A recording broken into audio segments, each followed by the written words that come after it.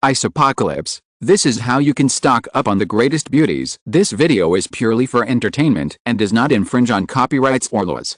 The rights to the novel and image belong to the original author. We do not claim ownership. Don't like waiting and want to listen to this fanfic in full now? Subscribe to our Patreon, where you'll find the best fanfics. Chapter 176 Boss, why don't we turn off the lights?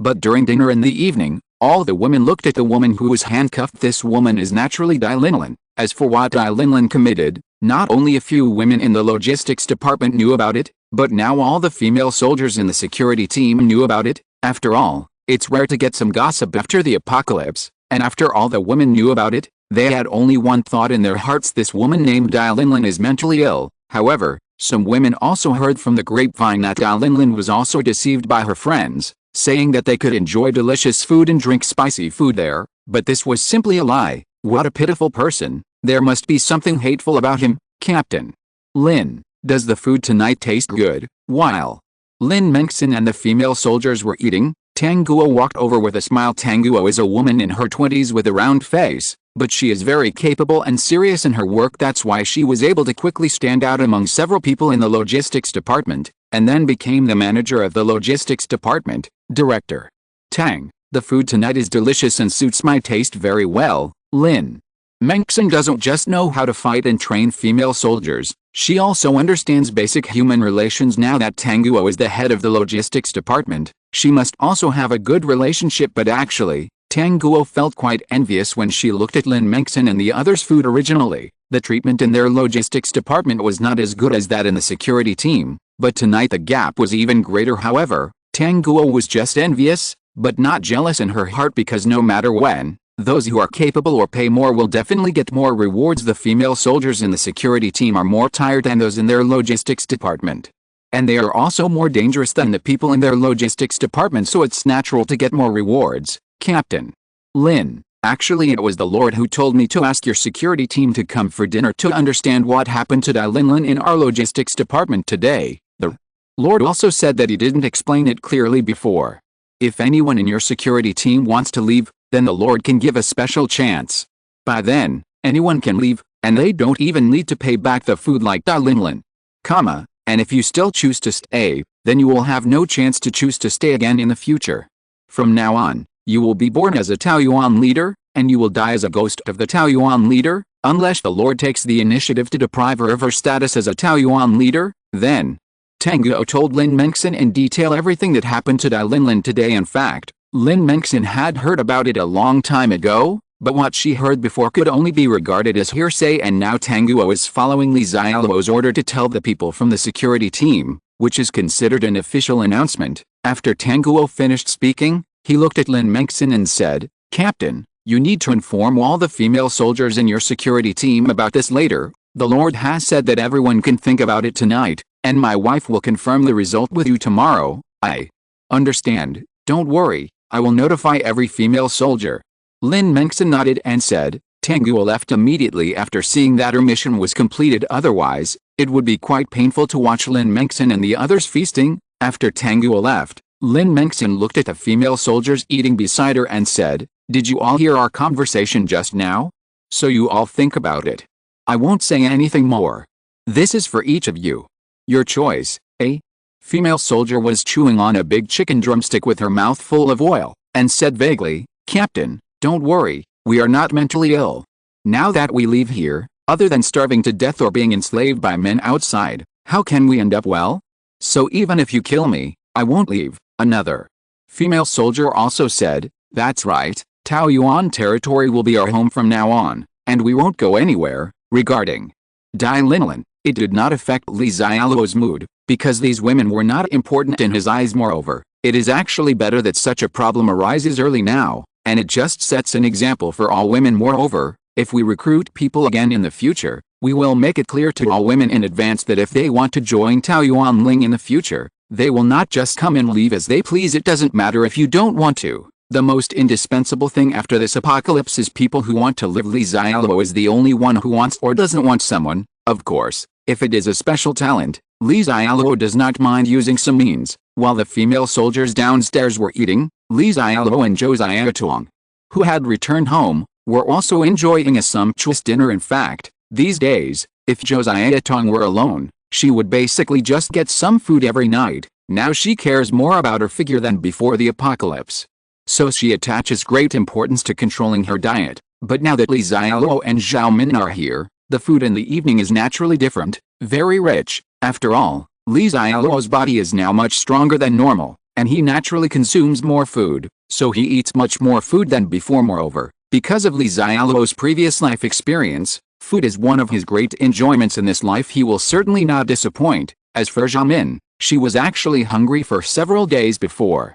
Now I am still in the stage of eating more to maintain my body, so I don't diet to maintain my figure like Josiah Tong. And the first time he heard the word lose weight from Josiah Tong's mouth, Zhao Min was still in a daze. Not only did she think of the suffering she suffered at Longting Villa, but she also wondered if she had returned to the end of the world, because at this time, the only person who can still be afraid of getting fat is probably Li Xiaoluo. However, Zhao Min has seen a lot of Li Xiaoluo's magic, and she is starting to get used to it now. And seeing how well Li Xiaoluo and Zhao Min ate, Josiah Tong also ate an extra bowl of rice. There are really too many delicacies in Li Xiaoluo's space, and if you don't eat enough, how can you have the energy to lose weight? No, she's not fat at all, she is so plump. After the three of them finished dinner, the sky outside has turned completely dark, and in the entire Wutuangyun community, only Li Xiaoluo's house has lights, which is very eye-catching in the dark night. Josiah Tong said with some worry, "Boss, why don't we turn off the lights?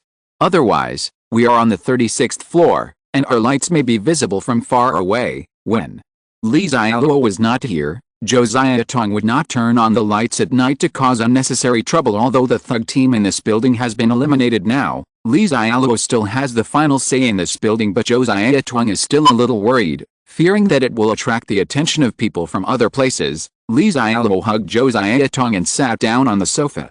He felt Josiah Tong's beautiful legs with his big hands and said with a smile, "It's not necessary. We can just live a normal life in our own way from now on. Remember, I am here, and we don't have to be afraid in this apocalypse." "Anyone? Well, I got it, boss." Josiah Tong whispered like a mosquito, mainly because she was blushing like blood at this time. If there were only two people at home, Li Xiaoluo and Li Xiaoluo, Josiah Tong would naturally be used to the little affection Li Xiaoluo had with her now. But now that Sister Zhao Min is still here, how can Josiah Tong not be ashamed when Li Xiaoluo shows affection in front of her? Chapter 177 Sentenced Death to Dialinglan. In the same situation, when Zhao Min saw Li Xiaoluo and Josiah Tong being intimate, she felt strange in her heart and her beautiful face also became flushed. Zhao Min is not a shameless woman, therefore, Zhao Min was still instinctively nervous and shy about this situation. "Tong, you guys talk first. I'm sweating from climbing the stairs today, so I'm going to take a shower first." After saying that, Zhao Min twisted her plump body and left the scene quickly, without even daring to say hello to Li Xiaoluo. "Boss, it's all your fault. You didn't pay attention.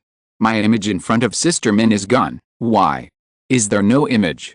Li Xiaoluo continued to feel the ultimate touch on his hands, and smiled again. "Zhao Min didn't laugh at you either, Joe." Josiah Tong gave Li Xiaoluo a charming look and said, "Humph, Sister Min didn't say anything, but she must be laughing at me in her heart." "Okay, if you say so, then I will find a solution for you, Joe." Josiah Tong looked at Li Xiaoluo with a blank expression, wondering what the boss meant by this. "Everything has already happened, how can we solve it?" But Li Xiaoluo didn't explain. He just stood up suddenly, and then picked up Josiah Tong in a princess hug. "Ah, Joe." Josiah Tong was frightened by the sudden situation and exclaimed, "Boss, what are you doing, Li?" Xiaoluo chuckled, "Since you have lost face in front of Zhao Min, then I will also make Zhao Min lose face in front of you. In this way, you will be even." After saying that, Li Xiaoluo couldn't help but sigh. "Hey, sometimes I am just too fair and fair when doing things. Disgusting." Josiah Tong yelled at Li Xiaoluo's self-promotion, and struggled with her body, trying to escape from Li Xiaoluo's arms. Delete 506 words, it will collapse. Li Xiaoluo put Josiah Tong down, and then said with a serious face, "I read on the internet that the water supply in the city has been completely cut off. So the water here is very precious now, and we must save water, especially for things like bathing, which uses water as a luxury. We must find ways to eliminate waste. So I decided to take baths together in the future, as this can save a lot of water." Zhou Xiaotong's eyes were strange, and she seemed to have a new understanding of her boss's shamelessness. It's not like she and her boss had never taken a shower together before, but she remembered clearly that each time she took a shower, it took a lot longer than if she took a shower alone. So naturally, more water is used. How can the boss tell lies with his eyes open? It's a pity that Zhou Xiaotong didn't dare to say what was in her heart, otherwise the boss would definitely deal with her later. A night of silence. In fact, a lot of things happened. For example, Li Xiaoluo originally wanted to save some water, but in the end, because the bathing time was a bit long, it seemed that a lot of water was wasted. But what Li Xiaoluo felt was not a big deal. Anyway, the water in his lord's mansion was completely enough. In fact, even for ordinary survivors, even if the water in the city is cut off, there are still many ways to get water. It just depends on whether they have the ability and courage. Many people don't even dare to leave their homes, so how can they get resources? After all, the post-apocalypse is not the time before the apocalypse.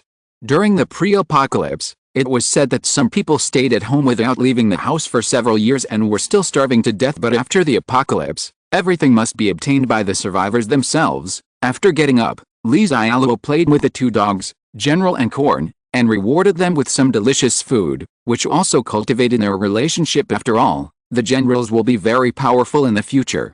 Li Xiaoluo must cultivate feelings with them from time to time, so that they will be more obedient in the future. After breakfast, Li Xiaoluo, Zhou Xiaotong, Xiaomin and the others came downstairs again. When they arrived at the logistics department, Tang Guo had already led several women from the logistics department to organize supplies in the warehouse and prepare meals for the female soldiers. Lord, I really know that I was wrong.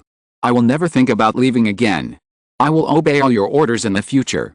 Please forgive me this time. Seeing Li Xiaoluo arrive, Dai Linlin, who had been handcuffed all night, seemed to have seen a life-saving straw, and immediately cried pitifully and begged Li Xiaoluo for mercy. Yesterday she suffered the same fate. Not only did she have no food, she also had no freedom or a place to sleep. Now she was cold and hungry, and felt like she was really going to die. At this time, Dai Linlin really regretted it.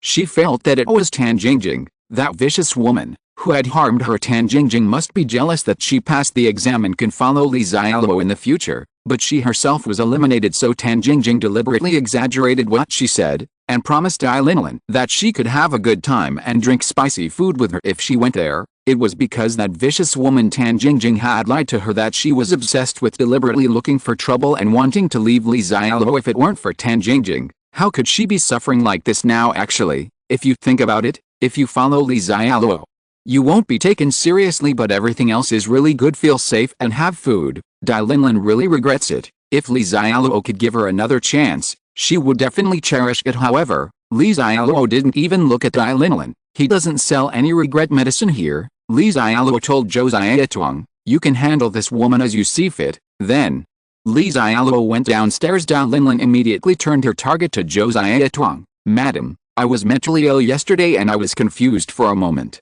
I really know that I was wrong. Just give me another chance, just one chance. I will definitely be very obedient in the future. However, Zhou Xiaotong looked at Dai Linlin and shook his head. I'm sorry, those who want to leave Taoyuan territory have no chance to regret it. In addition, the opportunity given to you by the Lord is that you can still redeem your freedom before last night. But time has passed now and you have no chance. Dai Linlin's face was ashen. Zhou Xiaotong's words were equivalent to a death sentence for her. Chapter 178. A small warning. After a while, Lin Mengxin brought a group of female soldiers up to have breakfast. But in this winter, both Lin Mengxin and the female soldiers were sweating on their foreheads while eating. Everyone was like a starving ghost. Reincarnated Zhou Xiaotong said with some curiosity, Mengxin, is the training of your female soldiers so hard? Originally, Sister Min and I said that we would train with you for a period of time to practice some self-defense skills. Zhou Xiaotong knew that his boss valued Lin Mengxin very much, and he also heard about the relationship between Lin Mengxin and Xiaomin. Therefore, Zhou Xiaotong was very polite to Lin Mengxin and did not treat her as an ordinary female soldier while eating. Lin Mengxin talked about Li Xiaoluo's reform of the security team. Especially recruits only have 3 days of training, and then there is actual combat and assessment, so they are still very pressed for time. Especially what happened to Dai Linlin yesterday. Let the female soldiers in the security team know that their lord will not be merciful just because they are women. If they fail to pass by, then They may also be driven away, therefore, the female soldiers feel a little more nervous. Now they are following Lin Mengxin to learn skills day and night, and constantly strengthen themselves. After Josiah Tong heard this, he nodded and said nothing more. She was lucky. She followed her boss Li Xiaoluo before the end of the world, and the boss was very kind to her and gave her a lot of power. As long as she obeyed, she didn't have to worry about being abandoned. But Josiah Tong can understand the mood of the female soldiers. If they leave here, where can they go in this doomsday? It's hard to survive. Then Josiah Tong and Zhao Min started today's work. Josiah Tong continued to take the women from the logistics department upstairs to search and register the supplies for each household. Zhao Min is not with Josiah Tong today, and her work today needs to be completed with Lin Mengxin. After Lin Mengxin and the others finished their breakfast, Zhao Min asked Lin Mengxin to arrange for someone to escort Dai Linlin, and then together they went to the 6th floor where the female security team soldiers were stationed. Zhao Min asked the female soldiers to handcuff Dai Linlin to the door of the stairwell. Dai Linlin may have to spend the last period of her life like this. The reason why Dai Linlin was transferred here was also Li Xiaoluo's intention regarding Dai Linlin. Not only did the women in the logistics department upstairs see her fate, but also the female soldiers from the security team on the 6th floor, and even Chen Jianjin on the 5th floor, all wanted to see her fate. It can also serve as a small warning. After all, many times, even if everyone knows that there are certain things that cannot be done. But if there is no living example happening in front of you, then the fear in your heart may not be strong. Now that Dai Linlin is a living example in front of them, I believe they will know how to adapt to this apocalypse in the future. After making arrangements for Dai Linlin, Zhao Min looked at Lin Mengxin and said, "Yes, Mengxin, did you ask all the female soldiers in your security team yesterday? Is there anyone who wants to leave? This is their only chance. No one will have the right to choose in the future. And if we recruit new people in the future, they will agree in advance. After joining the Taoyuan leader, they will be members of the Taoyuan leader for life and death." Lin Mengxin shook her head. "I have personally asked every female soldier, and no one wants to leave. In fact, let alone leaving voluntarily. The female soldiers in the security team are now working hard. I am afraid that if I fail the assessment, I will be kicked out." Zhao Min nodded, then smiled and said to Lin Mengxin, "Now every department must improve the system and formulate reward and punishment measures. I will work here today to help you get this done." When Lin Mengxin heard this, a smile suddenly appeared on her face. "Madam, really, that's great. I'm really not good at writing these kinds of things. I had a headache for most of the night last night. I couldn't sleep well thinking about it. I feel a lot more haggard today. Now I can finally breathe a sigh of relief." Zhao Min glanced at Lin Mengxin. She indeed seemed a lot more haggard. Zhao Min said with concern, "Mengxin, your complexion does not seem to be very good. Do you want to take a rest? Don't exhaust yourself." Lin Mengxin quickly waved her hand and said with a smile, No, now that you, madam, can help me finish these headaches, I have nothing to worry about and I don't need to rest anymore." As she spoke, Lin Mengxin suddenly seemed to have discovered something, and said with some surprise, "Madam, speaking of complexion, I found that your complexion is really good today. Your whole face seems to be glowing red, and you are more beautiful." Zhao Min was a little nervous when Lin Mengxin saw her. He thought Lin Mengxin had discovered something, so he could only drag Lin Mengxin to work. At this time, Li Xiaoluo was on the 5th floor, and Chen Jianjin and a group of people were looking at Li Xiaoluo nervously yesterday. According to Li Xiaoluo's request, Chen Jianjin counted the number of people who wanted to follow Li Xiaoluo. In fact, the people who still stay in this building are basically people with families and families. Therefore, they actually met Li Xiaoluo's request to recruit people with families, and since they didn't leave here with Liu Dazhuang, they were actually thinking to see if they could continue to follow Li Xiaoluo. Speaking of which, although Li Xiaoluo is not as cruel as the previous Iligor Zhao Xiabing, he is actually not an easy person to get along with. If they follow Liu Dazhuang and others out of this building, their status may be higher and they will be freer, but these people with families and families did not leave. In fact, the main reason was that they felt it was safer to follow Li Xiaoluo. After all, they all know what is going on with Liu Dazhuang and those people. If we really encounter a tough situation, it will be like when we dealt with the thugs from Alliance A. If Li Xiaoluo hadn't taken action at that time, they might have been defeated long ago, and as long as something happens to them, you can imagine what will happen to their families. However, although everyone left behind, including Chen Jianjin, wanted to follow Li Xiaoluo more, they didn't know if Li Xiaoluo would want them all. After all, They had seen before that when Li Xiaoluo recruited those women, he eliminated almost half of them. Boss. All the people who meet your requirements are here. There are 6 families in total, 6 young men, 5 women, and 8 children, a total of 19 people. Chen Jianjun introduced the situation to Li Xiaoluo, and then waited for Li Xiaoluo's assessment. Li Xiaoluo's assessment is actually very simple, so he is not in a hurry. Li Xiaoluo glanced around at everyone who was looking at him eagerly, and then said, "Everyone, maybe you have all done things for me before, so you should all know my character. For people who work for me, I don't need you to be very capable, but you must be absolutely loyal. Otherwise, the previous you also know the fate of some people. Also, I want to make it clear that this time I am not recruiting temporary workers for a day or two, but peripheral members of my Taoyuan collar, so once you choose to follow me and eat my food, your decision to stay or go in the future will not be yours, but my decision. So, is anyone leaving now?" Chapter 179 Landmark Yunsong Building. Upon hearing Li Xiaoluo's question, Chen Jianjun and the others quickly shook their heads. No one wants to leave. They were all prepared for what Li Xiaoluo said. This is post-apocalyptic after all, and if it were those from Alliance A, they would not even give them a chance to choose, and would directly enslave them. In fact, after Li Xiaoluo planned to change his strategy towards Chen Jianjun and the others, he already figured out the identities of Chen Jianjun and the others' peripheral members, or it could be said to be an affiliated force. Li Xiaoluo will give them a certain freedom of development, provide them with a certain amount of food, and even provide certain support depending on the situation when they encounter danger, and their task is to guard the gate for Li Xiaoluo on the outside of Taoyuan territory. Of course, the periphery of Taoyuan territory will naturally continue to change in the future. For example, now, Li Xiaoluo's territory is Building A.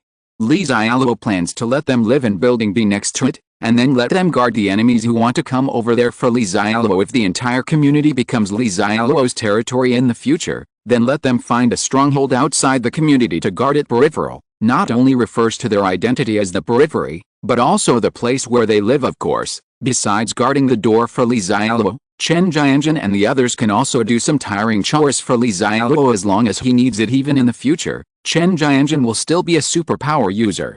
Although his talent is not too high and his superpowers are relatively ordinary, he can still be used to deal with some minor troubles, so he is considered qualified to let Li Xiaoluo invest more in him. Wait until everyone makes their choice. Li Xiaoluo then spoke again. "Okay, since no one has left, I'll treat you to breakfast first and then take the assessment." Li Xiaoluo's so-called assessment is actually to check their friendliness. The reason why we have to let them have a meal first is actually the same as when we recruited women last time. If Li Xiaoluo doesn't have much interaction with them and is just like a stranger, then the friendliness will definitely not meet Li Xiaoluo's recruitment standards, and let them have a meal. And the friendliness of people who know how to be grateful will naturally meet the requirements. If you don't know how to be grateful, your friendliness will naturally not be achieved. Of course, although this approach is somewhat deliberate, it is not useless. For example, even a kind-hearted woman like Shen Miao will be very loyal when she identifies with someone, but if she just met Li Xiaoluo and just regarded Li Xiaoluo as a relatively familiar stranger,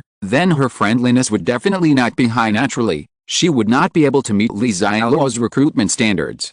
When the time comes, Li Xiaoluo will directly eliminate her. That is actually a pity, or unfair, because she had nothing to do with Li Xiaoluo in the first place. So how could she have such a high level of friendship? But now everyone is hungry. If Li Xiaoluo gives her some delicious food at this time, then if you look at Chen Miao's friendliness, you can know whether she is a grateful person. Although some people may only be grateful for a short time, their friendliness will decrease later, but at least it's better than those who don't know how to be grateful. And in the future, Li Xiaoluo will check their friendship level every once in a while, so he is not afraid that they will decline. Li Xiaoluo had already prepared the food for Chen Jianjun and the others, which were just some ordinary big meat buns and tea eggs. It's definitely not as good as the beef noodles Li Xiaoluo had when he recruited those women last time. However, everyone at the scene showed excitement when they saw the steaming buns. Most of the food for these people had been taken away by the people of Alliance A, so there was not enough left for them to eat. Basically, I eat one meal and go hungry twice, even though we got some food with Li Xiaoluo last time. Except for Chen Jianjun and Liu Dazhuang, the food allocated to others was not much. Moreover, most Chinese people like to think about the future and leave a way out for themselves. I like to save any good things. Therefore, many people only dare to eat a little bit of food every day. And then they are starving most of the time. I just want to leave a little more food for emergencies, so let alone the hot meat buns and tea eggs. They were still full. Even if they were 7 or 80% full, they had not experienced it for a long time. At this moment, everyone was very excited.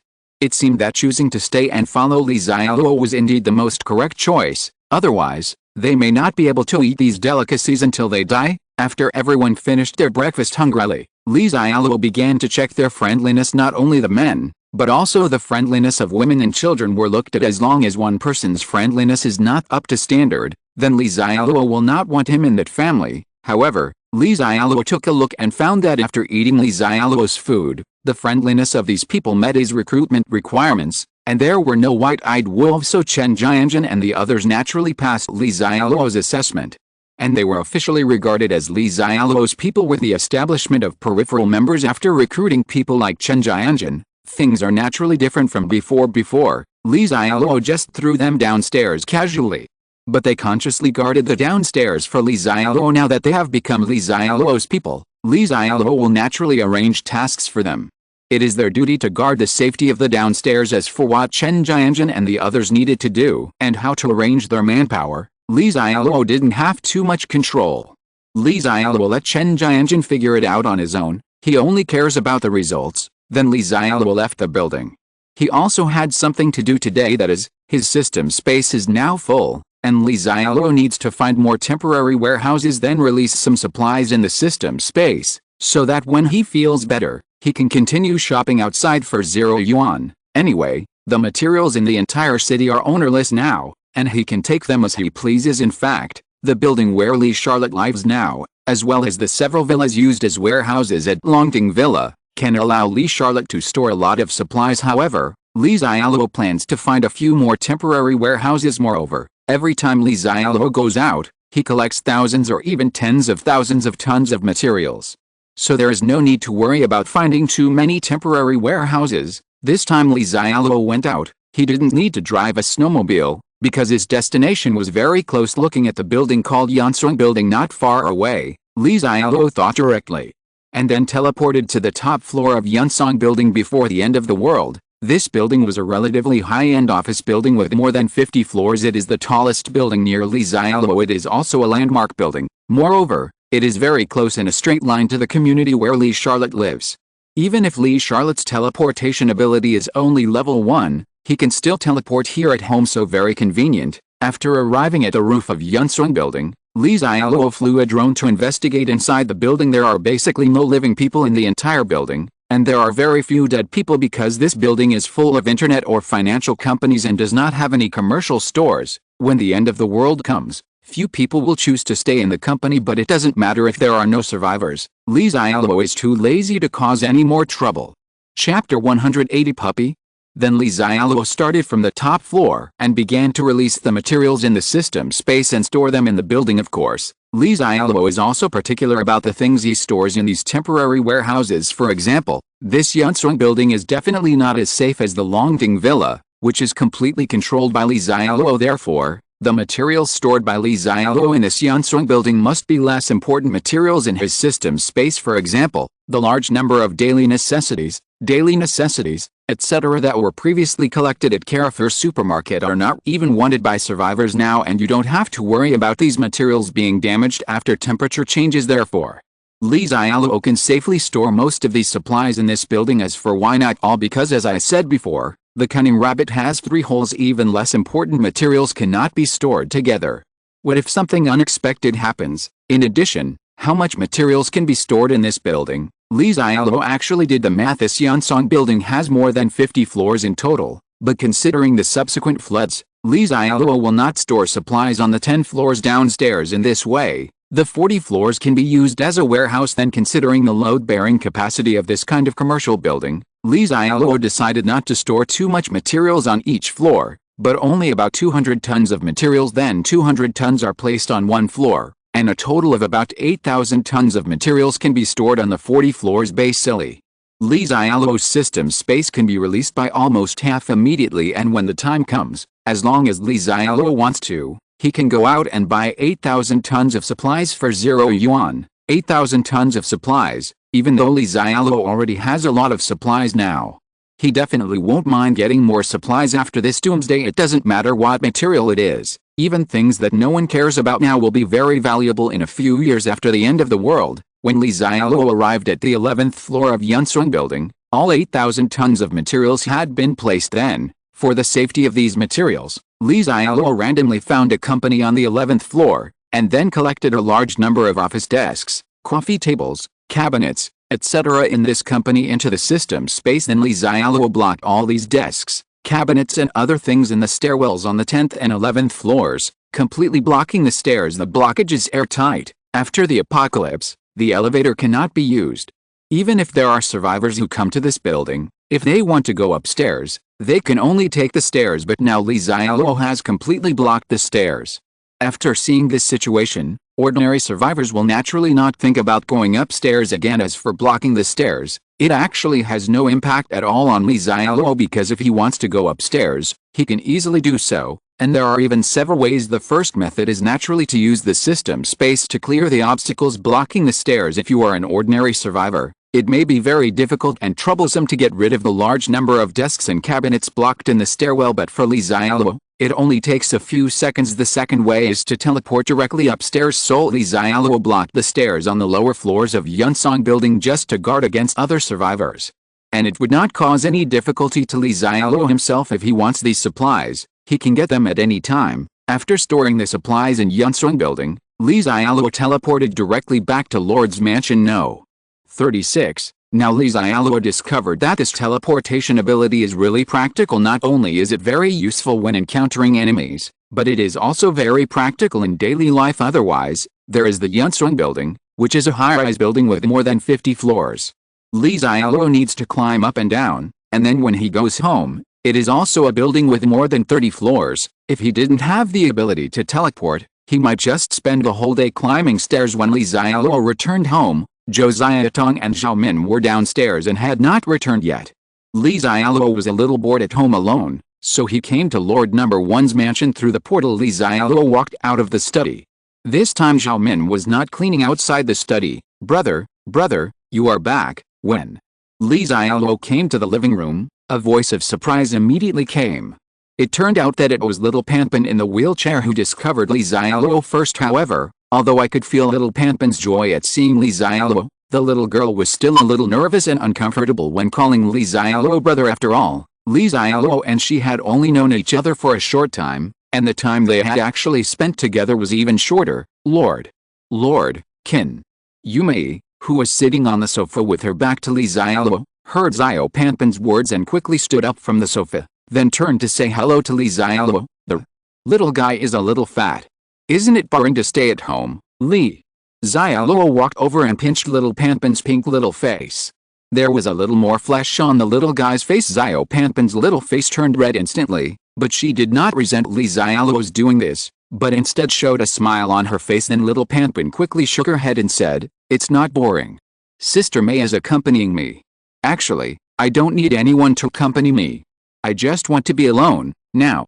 The area near Li Xiaoluo's Villa No. 1 is his territory, and the security team has female soldiers on duty day and night, so the area near his villa is basically absolutely safe. So when Li Xiaoluo is not at home, not only Shen Miao and Liu Wangxi need to run out because of work, but also Shen Yan'an and Zhao Xiaolu like to go out to play. After all, if you stay at home all the time and can't go anywhere, everyone will feel bored. Even though it's very cold outside now, it doesn't stop them from going out and playing for a while every day. Moreover, Li Xiaoluo has plenty of supplies here, including warm clothes. In fact, in this ice disaster, if the survivors don't have to worry about the cold, they don't have to worry about food and survival.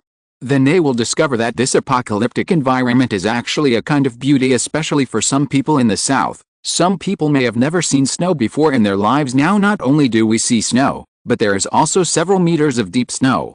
It is great fun to have snowball fights and build snowmen. Anyway, Shen Yan'an and the others had a great time, but all this basically has nothing to do with little Panpanji. It's too troublesome for her to go out, so she can only stay at home. Little Panpin is still so sensible. In fact, little Panpin's leg can be cured in the future, and she will have the ability to teleport by then, so she can go anywhere she wants. However, Li Xiaoluo did not plan to tell Xiao Panpin this in advance. Knowing some things too early would not be a good thing, and there would be no surprises, but there is one thing that Li Xiaoluo can tell Xiao Panpin in advance. Li Xiaoluo looked at little Panpin and said with a smile, "Sister, after a while, I will bring you a puppy to be your pet." "Puppy? Is it a live puppy?" Xiao Panpin, who was still a little nervous at first, now had very bright eyes. Chapter 181 Qin Yumi's Resentment. Of course it's a living puppy, not a toy dog with batteries. Li Xiaoluo smiled. In fact, speaking of puppies, this is the news that Josiah Tong told Li Xiaoluo a few days ago, that the general's wife Korn is pregnant. Moreover, it generally does not take too long for a dog to give birth. Generally, it only takes about 2 months from conception to giving birth to puppies, so it won't be long before Li Xiaoluo will have a litter of puppies, and dogs generally give birth to more puppies. So Li Xiaoluo saw that little Panpin was lonely, so he booked a puppy for her in advance. "Brother, are there any puppies alive now?" "Brother, how old are they? What color are they?" "Brother, can I really raise a puppy?" It can be seen that little Panpin, who was a little timid at first, has now become very excited, and excited directly transformed into 100,000 Ys. Li Xiaoluo smiled and said, "Our family is so big, and we are not short of food. Of course you can raise a dog. In the future, if you raise a puppy, you can train it, play with it, and let it do things for you." Little Panpin said with red eyes, "Brother, thank you." Li Xiaoluo reached out and touched little Panpin's little head. "However, the mother dog has not been pregnant with the puppies for a long time, so I don't know what color they are yet. You still need to wait for a while to get them." Little Panpin quickly said, "It's okay, brother, I can wait for the puppies to be born." Although Xiao Panpin was a little disappointed, she was sensible enough not to say anything. Li Xiaoluo smiled. In the future, little Panpin will not only be powerful, but also the most important thing is to be obedient and sensible. Even if Li Xiaoluo treats her well, she will not be arrogant or unreasonable like other children. This makes Li Xiaoluo very satisfied, and it is also the reason why Li Xiaoluo really treats little Panpin as a sister in his heart. After playing with little Panpin for a while and deepening their relationship, Li Xiaoluo brought her some snacks and fruit to eat. And then Li Xiaoluo put on thick clothes and left the villa, but Li Xiaoluo didn't see the strange and resentful look in Qin Yumi's eyes. The reason why Qin Yumi looked at Li Xiaoluo strangely was because she really didn't expect that Li Xiaoluo would be so kind to Xiao Panpin and be so patient with Xiao Panpin. This is really different from the Li Xiaoluo in her impression. What does Qin Yumi think of Li Xiaoluo? I remember that one day after the apocalypse, Li Xiaoluo suddenly appeared at Villa number 1.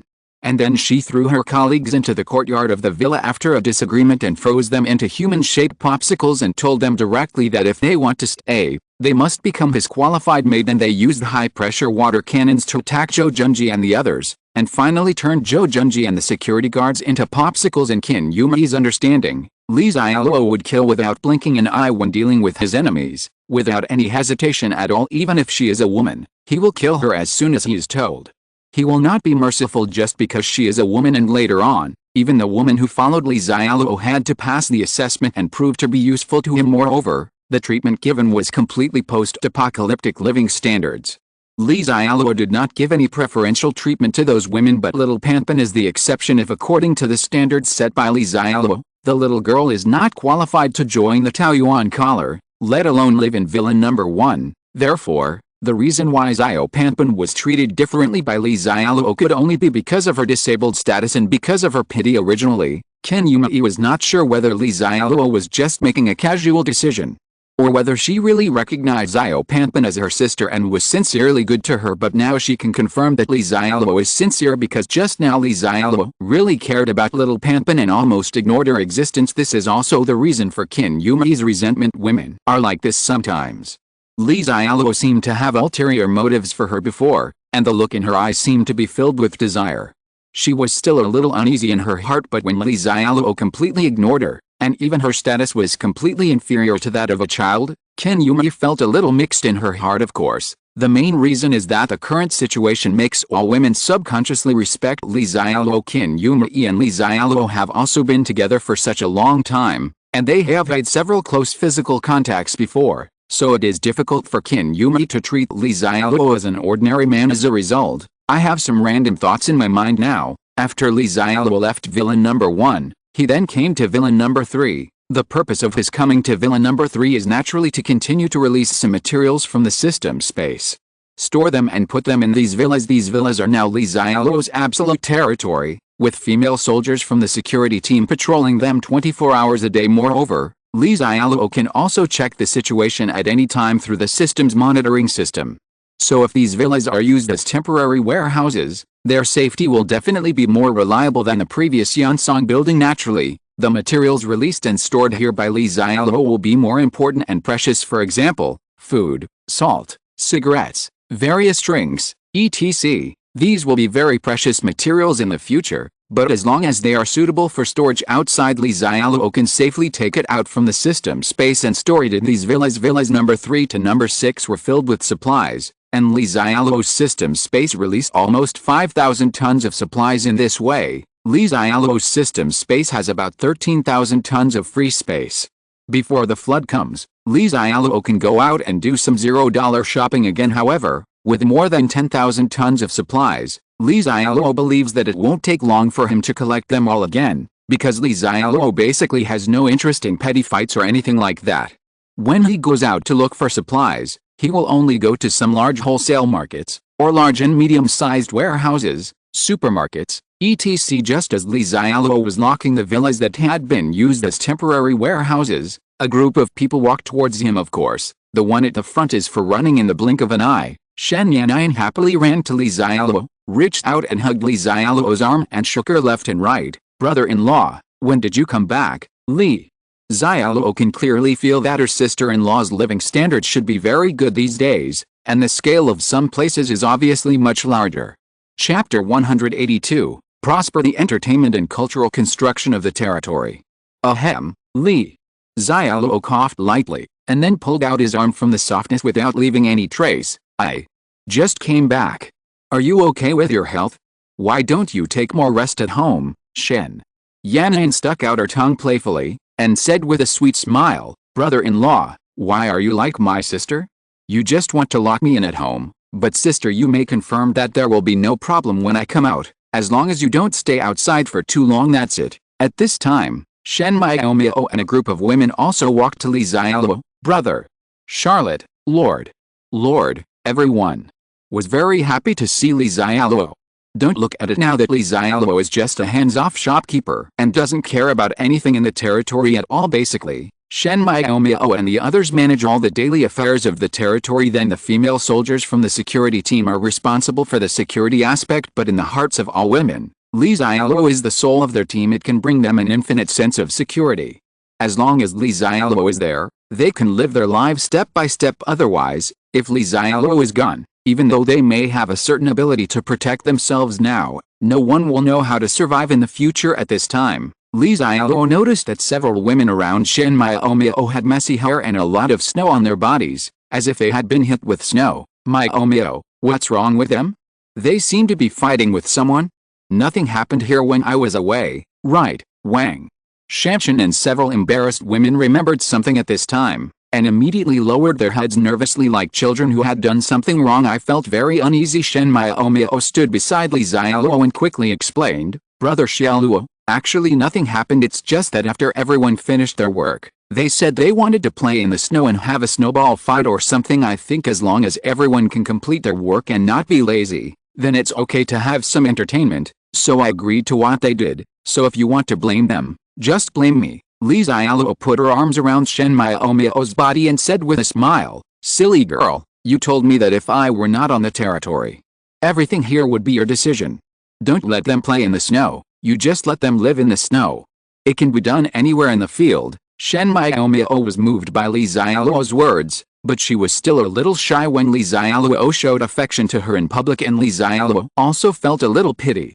Shen Miaomio's figure could have been said to be devilish, but now because she wears too much, she can't feel her good figure when holding Shen Miaomio's waist. Brother-in-law, their snowball fight just now was so fun, but my sister didn't let me play.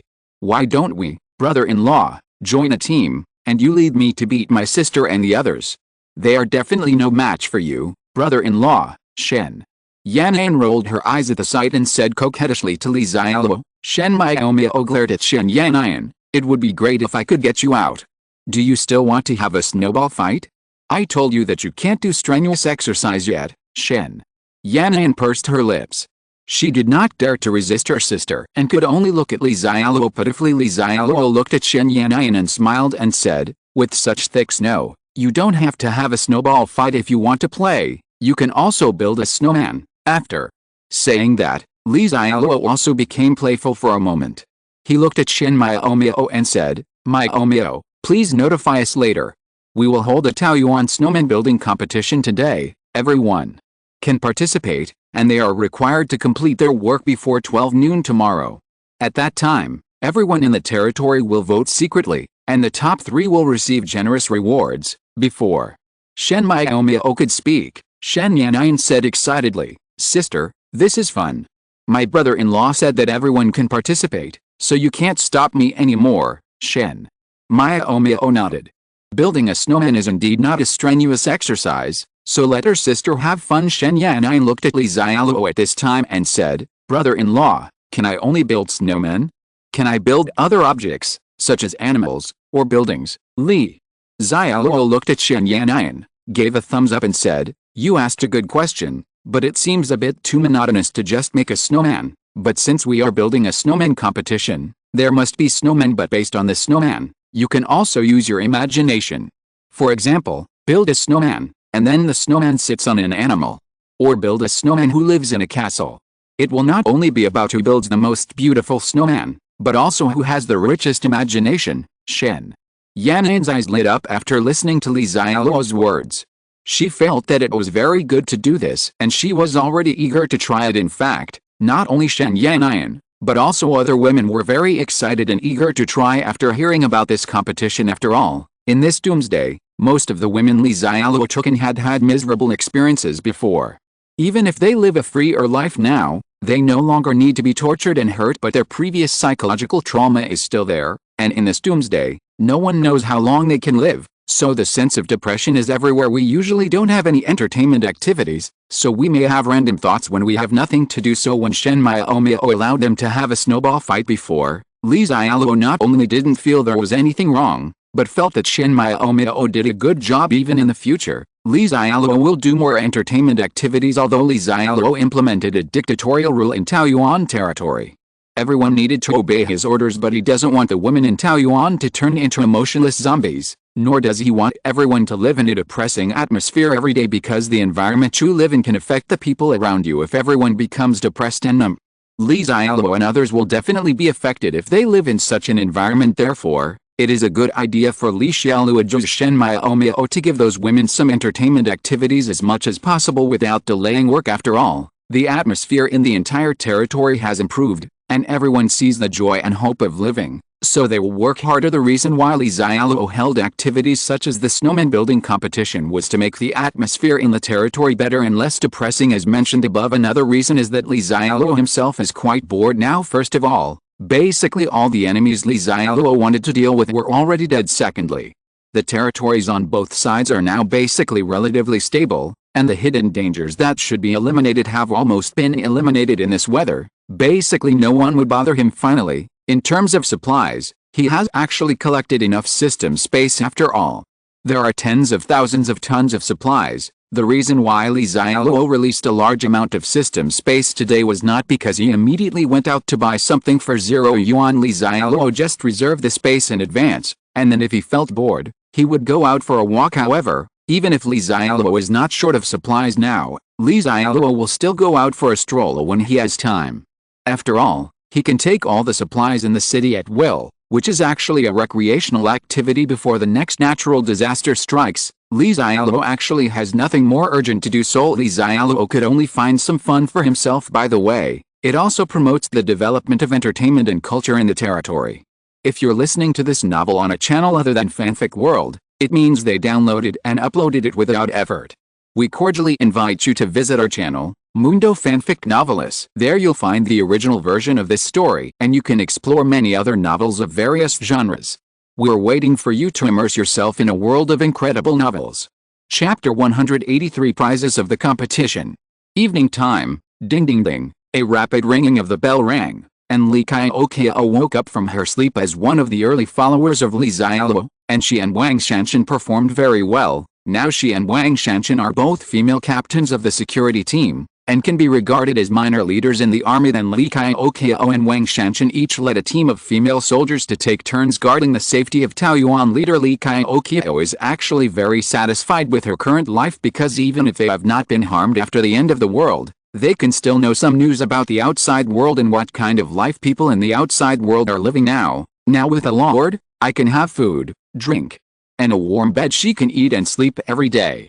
If the wake-up bell does not ring every day, she will not leave the warm bed. In fact, she didn't even feel like she was living at the end of her life. The only thing that Li Qiao felt was that their daily life was actually very boring and somewhat depressing, because many women have become withdrawn due to the hurt and stimulation they received after the apocalypse. There are also some women who are afraid that they will be punished if they do something wrong, so they live very cautiously every day and will not do other things in private.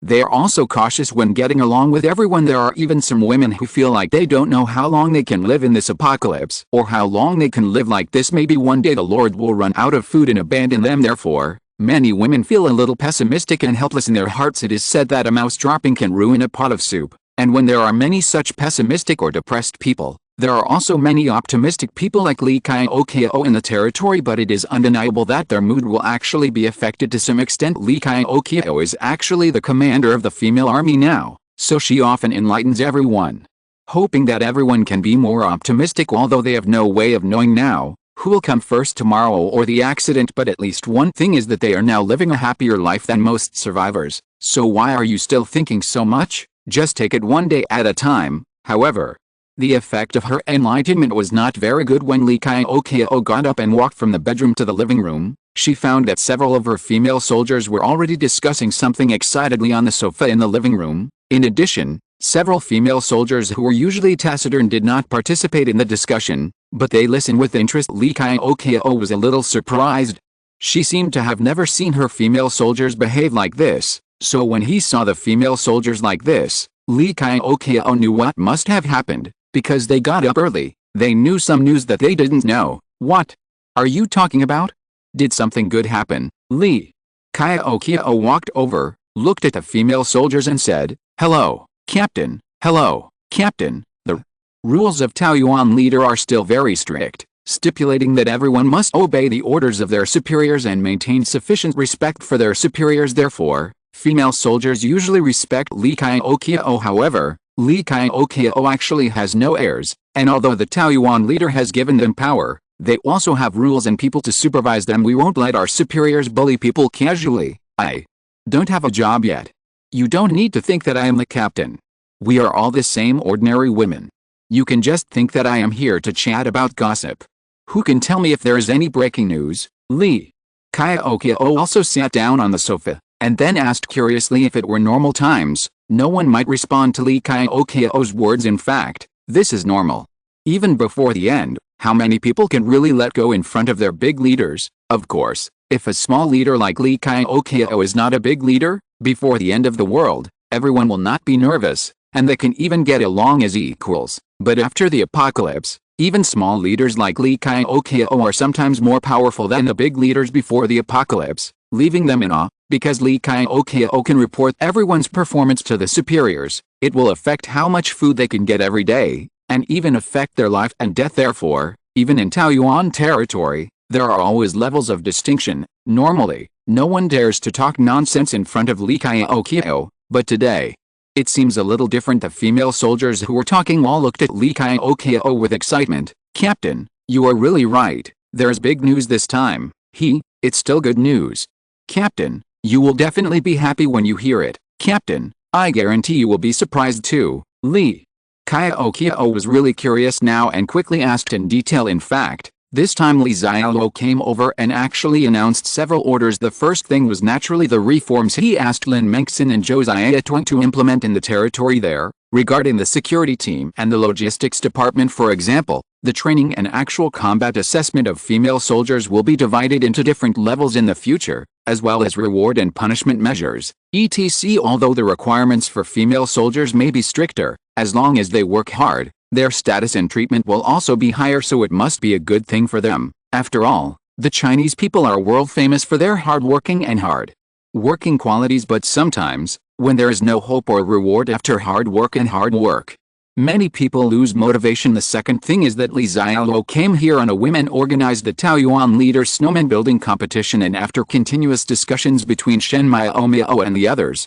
the final conclusion was that it was divided into two competitions. The first is the individual competition and the second is the team competition. The reason why Shen Miao proposed a team competition was because she discovered that the atmosphere in the female military team and the logistics department was not very good, so having one more team competition will naturally allow them to deepen their friendship and trust with each other during the competition. If we talk about the first thing, it is to slowly change Taoyuan Ling and make it more formal. Through system reform, everyone in Taoyuan Ling will become more motivated, and the second thing is to make everyone in the territory active and more positive about life in the shortest possible time. Of course, if you want everyone to actively participate in the snowman making competition and achieve the effect of changing the atmosphere of the entire territory, then it is definitely necessary to give everyone the motivation to work hard. In fact, to put it bluntly, there must be prizes in the competition. The rewards for the snowman building competition, individual, are as follows. First place, reward a meal of beef hot pot. There are no restrictions on dishes and portions, that is, eat until you can't eat anymore. And then receive 500 contribution points. Second place, reward a beef hot pot meal, and then 300 contribution points. Third place, reward a beef hot pot meal, and then 100 contribution points. Fourth to 10th place, a bottle of Liuganma hot sauce will be awarded. And then 10 contribution points will be awarded. Participation prize, a pack of pickled mustard. This event was proposed by Li Xiaoluo himself, so the prizes will naturally not be trivial, and this is exactly why the female soldiers under Li Xiaoluo are excited. Chapter 184 Contribution Point System.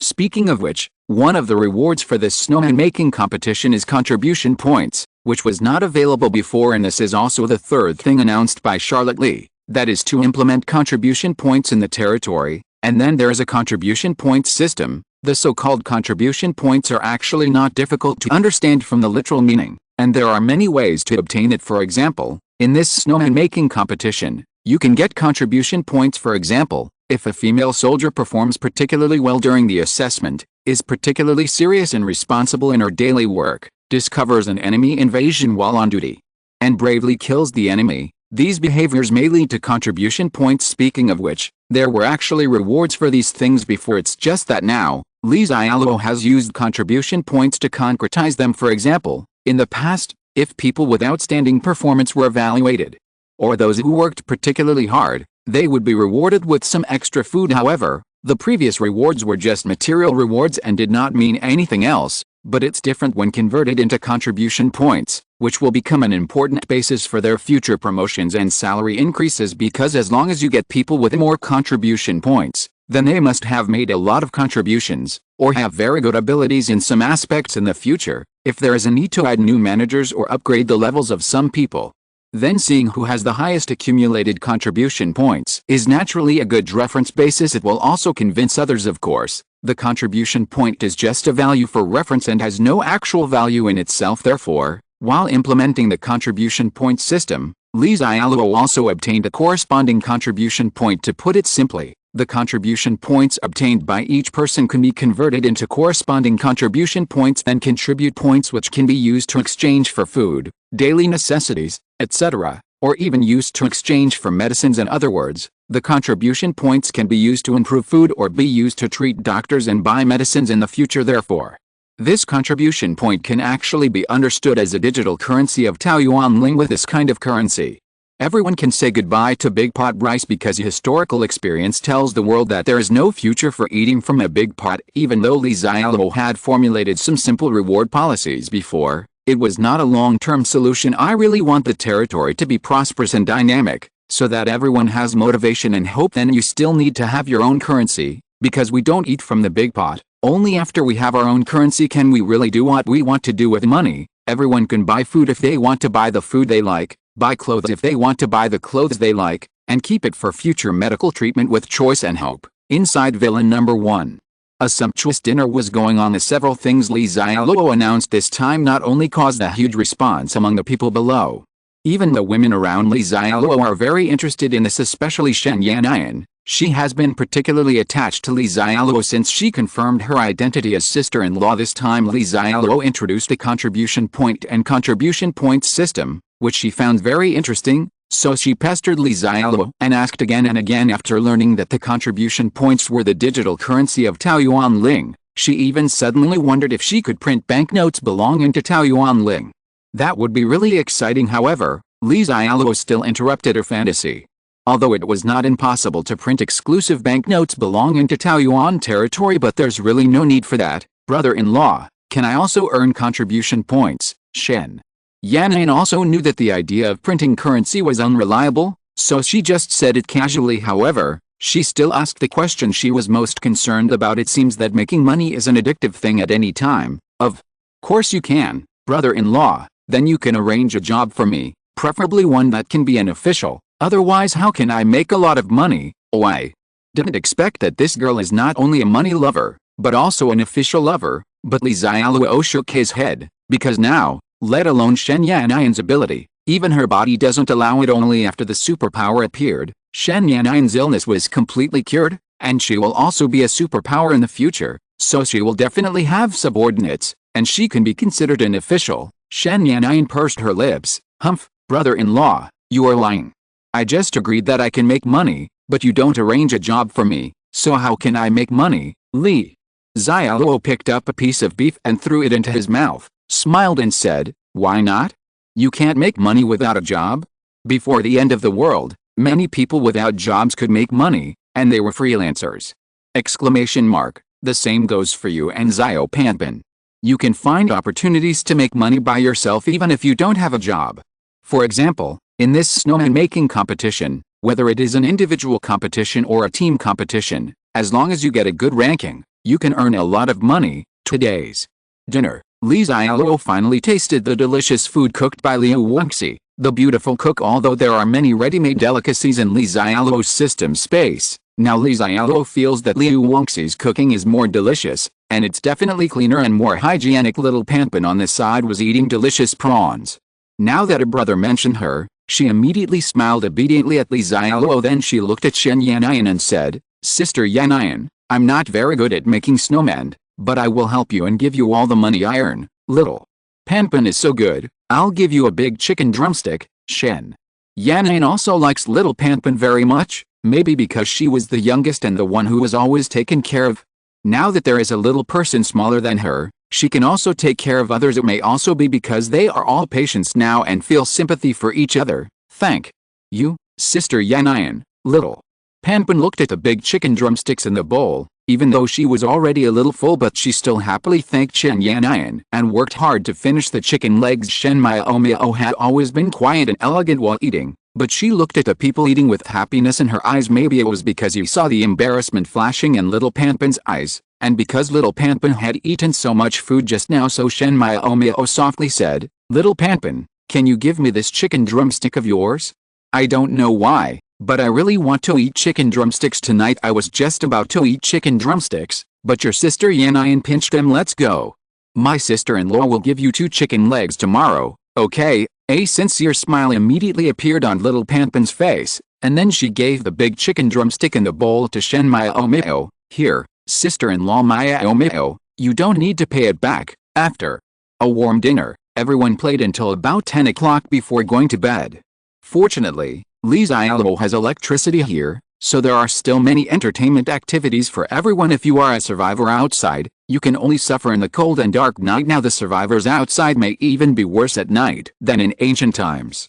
After all, in ancient times, although there were few entertainment activities at night, at least you could still do more human building exercises. And under the current circumstances, except for Li Xiaoluo, there may not be many people who can have the opportunity to do human creation exercises at night. Chapter 185. The same environment, but a different mood is a beautiful sight. Late at night, in Li Xiaoluo's master bedroom in Villa No. 1, Li Xiaoluo was lying comfortably on the soft big bed. Shen Miao was washing up in the bathroom at this time. It had been a few days since Shen Miao had in-depth communication.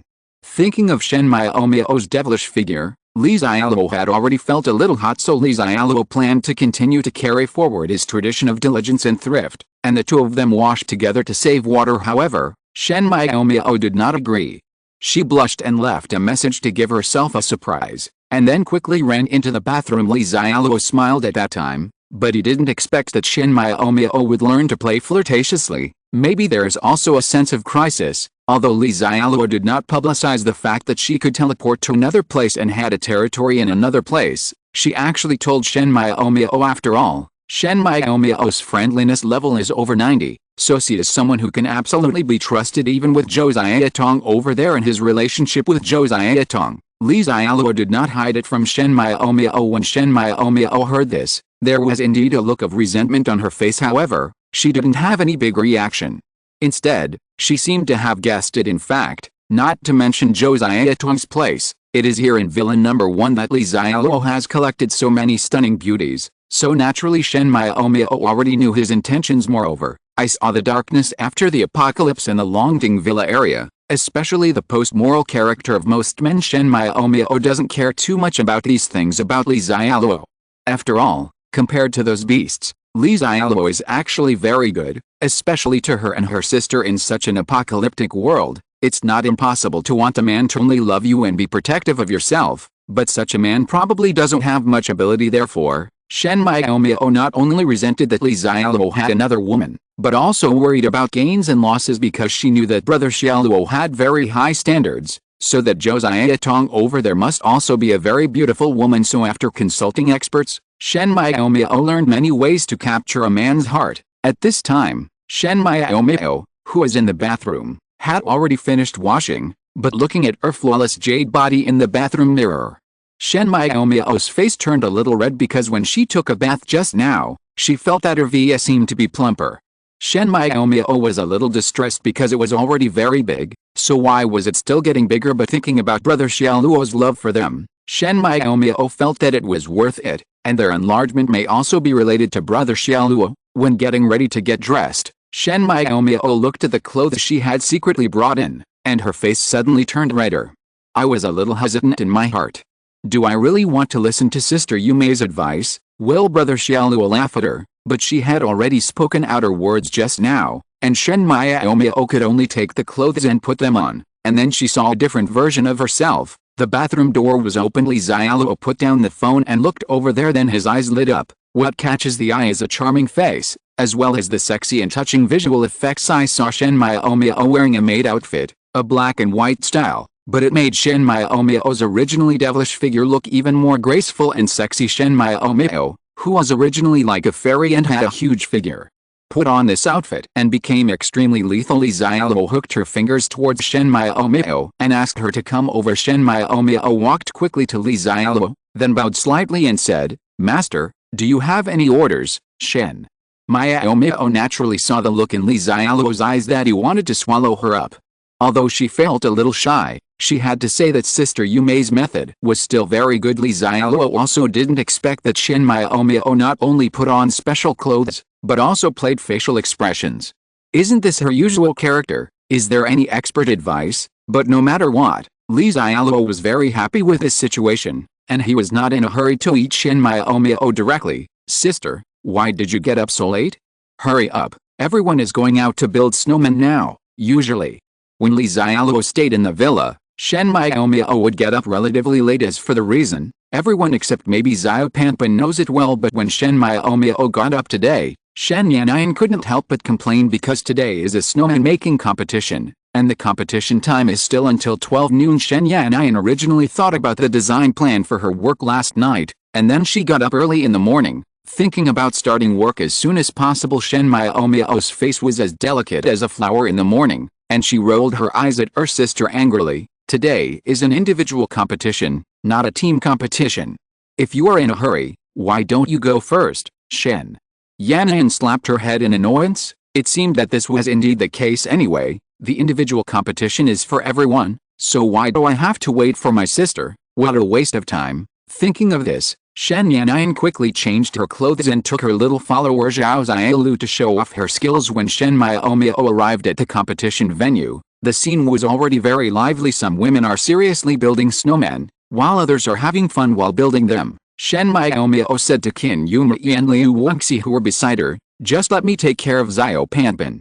You can also go and build one for fun." Qin Yumei nodded, looking at the lively scene. She seemed to relax. Humans are indeed social animals, and they are also affected by the surrounding environment. Liu Wangxi also nodded. Although she is usually more dignified, she is not a person who likes to play too much, but in this atmosphere, her childlike innocence seemed to be inspired. Moreover, the thick snow outside made the sky and the earth look white, which originally made people feel desperate, but now with a different mood. I found that it is actually a kind of beautiful scenery. Let's go, little Panpin, let's go build one too. Your brother said that all of us should build one. It doesn't matter if the build is good or not. The important thing is to participate. Shen Miao personally pushed little Panpin's wheelchair. Little Panpin in the wheelchair was wearing thick clothes and was so well armed that only her eyes were exposed, but at this time, the little guy's face was also full of happiness and eagerness to try. What child doesn't like to play and be lively? It's just that the little guy was very sensible before and didn't show it. Chapter 186. It's time to show your true strength. Tao Yumling Villa area, at 12 noon at Shen Miao's whistle, all the women stopped what they were doing because the time for the snowman building competition has come. Everyone can no longer operate. Haha, that work is so funny. It was a man and a woman arguing, and then the woman was riding on a tiger. Wow, that snowman looks so beautiful, so lifelike that it looks like a real person. Haha, I'm laughing so hard. Look at this snowman smiling so stupidly. After all the women's works are completed, everyone can freely visit other people's works. After all, they will have to vote later looking at everyone's various creative ideas. Everyone is enjoying it. It can be seen that everyone has put a lot of thought into it. After all, Li Xiaoluo gave them one night yesterday to think about what kind of snowman they wanted to build. Some women are not too confident in their ability to build a snowman, so they decide to win with special creativity, anything funny or novel. So now, everyone feels very happy looking at these works and feels that everyone is a talent. Of course, there are also those who truly intend to rely on their craftsmanship to win, such as Liu Wangxi. She was an art teacher before the end, so she handles details very well. When others saw the snowman she built, they only had one thought: this is a real snowman. No, they almost thought it was a real person. When everyone was almost done watching and playing, Li Xiaoluo came out. Well, the leader must appear last. You still have to be cool. Brother-in-law, why are you here?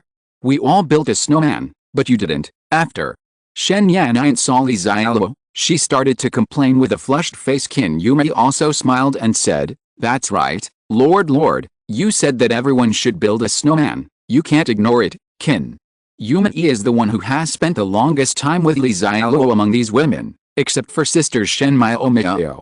Moreover, we had spent more time together before, and in this atmosphere now, we were able to relax and joke around. Even Shen Miao followed suit with a smile. Yes, brother Xialuo, how about we wait for you for 10 minutes and you can pile one up too. Li Xiaoluo glanced at Shen Miao. It seemed that Shen Miao was a little embarrassed about the little game last night. She still remembered it now. She even made fun of herself, but Li Xiaoluo smiled. In fact, one of the purposes of holding this event was to let the people in the territory see this new world, so he originally planned to show off his skills. Okay, then I'll make one too, but I don't need 10 minutes, just 1 minute. In fact, Li Xiaoluo has already experimented. His system space can control the materials he collects into the system space with his thoughts, so by using this function, he can use his thoughts to make a snowman in the system space based on his own ideas in an instant, as long as he gets enough snow. That's it. Of course, in this way, the affairs of his space will be exposed to everyone. However, this is exactly what Li Xiaoluo wants to do. The end of the world has been going on for so long now, and even in the near future, superpowers will appear in front of ordinary people. So if you show off your skills appropriately in front of everyone in the territory, Li Xiaoluo thinks it's not a big deal. On the contrary, Li Xiaoluo can also make the women in the territory more confident, believing that he can keep them alive, and they can be more cohesive in the future. At this time, most of the women looked at Li Xiaoluo with curiosity. Each of them had just started to build a snowman. Naturally, they knew that even building the simplest snowman would take a lot of time, so when the Lord said that he could build a snowman in 1 minute, everyone's faces were full of curiosity. Does the Lord also speak big words? Only Shen Miao and some people close to her knew that Li Xiaoluo might be using his magical powers. Sure enough, I saw Li Xiaoluo walking to the deep snow next to him, and then under the incredulous eyes of many people, wherever Li Xiaoluo passed, all the snow around him disappeared. Then Li Xiaoluo waited until the snow in the system space was almost gone, and then started shaping the snowman in the system space. 1 minute later, a huge snowman suddenly appeared in the clearing. This snowman was 6 or 7 meters tall. Xialuo's move immediately shocked all the women who were watching, especially those women who didn't know anything about it. At this moment, they felt that their worldview collapsed. Is my lord a god? Because even the most powerful magician cannot do such a thing. Wow, sister, look, this snowman is you, exactly like you. While everyone was shocked, a voice suddenly sounded. Shen Yan'an looked at the huge snowman and exclaimed, but Shen Yan'an muttered again, sister, why do I feel that the clothes you are wearing are weird? I have never seen you wear them before. At this time, Shen Miao was moved and shy because the snowman Xialuo built was her, or she was magnified several times, and anyone who is not blind could see it. But this huge Shen Miao was wearing the maid outfit from last night. It's strange to see my sister Shen Yan'an.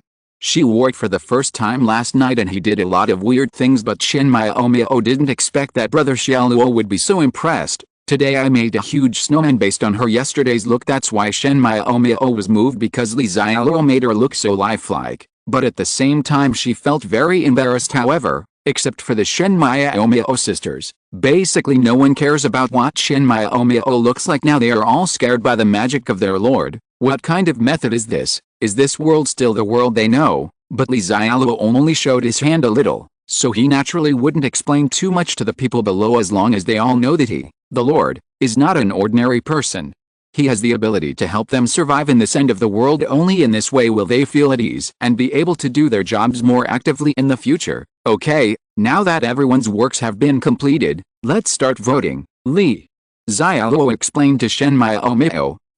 Shen Miao responded softly, and then led several women from the logistics department to guide everyone in the voting process. It didn't take long. The results are out. The first place, Lord Xialuo, got 38 votes. The second place, Liu Jin from the logistics department, got 28 votes. The third place, Liu Wangxi from the Lord's mansion, got 26 votes. Fourth place, Yang Yan from the security team, received 20 votes. Of course, the most generous rewards in this competition will definitely be for the top 3, so Xialuo stopped joining in the fun.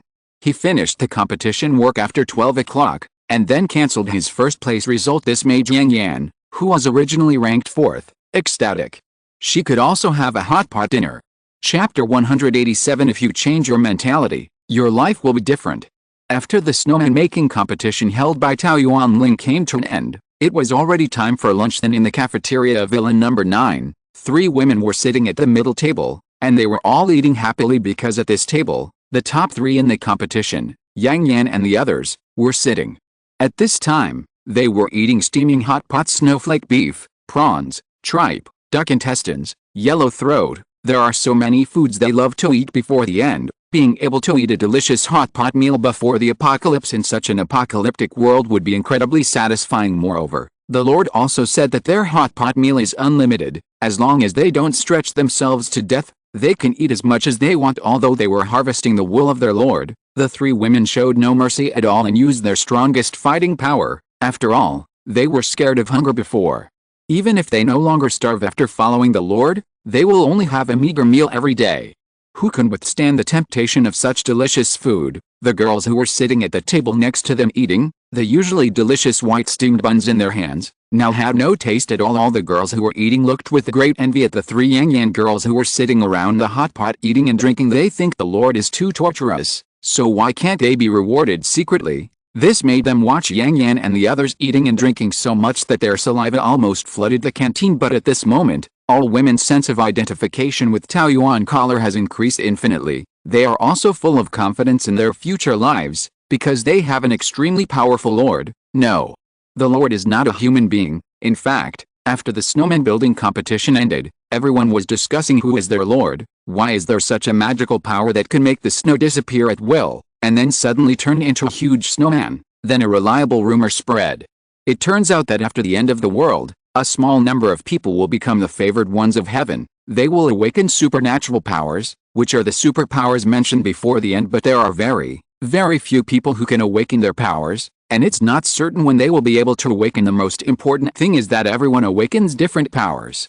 Some are combat powers, some are healing powers, and some are powers that can keep many people alive. Their lord's superpower is a superpower that can keep many people alive. Such an explanation immediately made all the women in Taoyuan leader understand and figure it out. Why do their lords take in so many women? And why do they always have food to eat? Although many women regret that they have not become such a proud one, they can still awaken powerful powers, but if they can follow the Lord, they will definitely be able to survive in the future, so they are extremely lucky. With this understanding, the women in Taoyuan Ling no longer have the same sense of depression and fear of the future with their Lord here.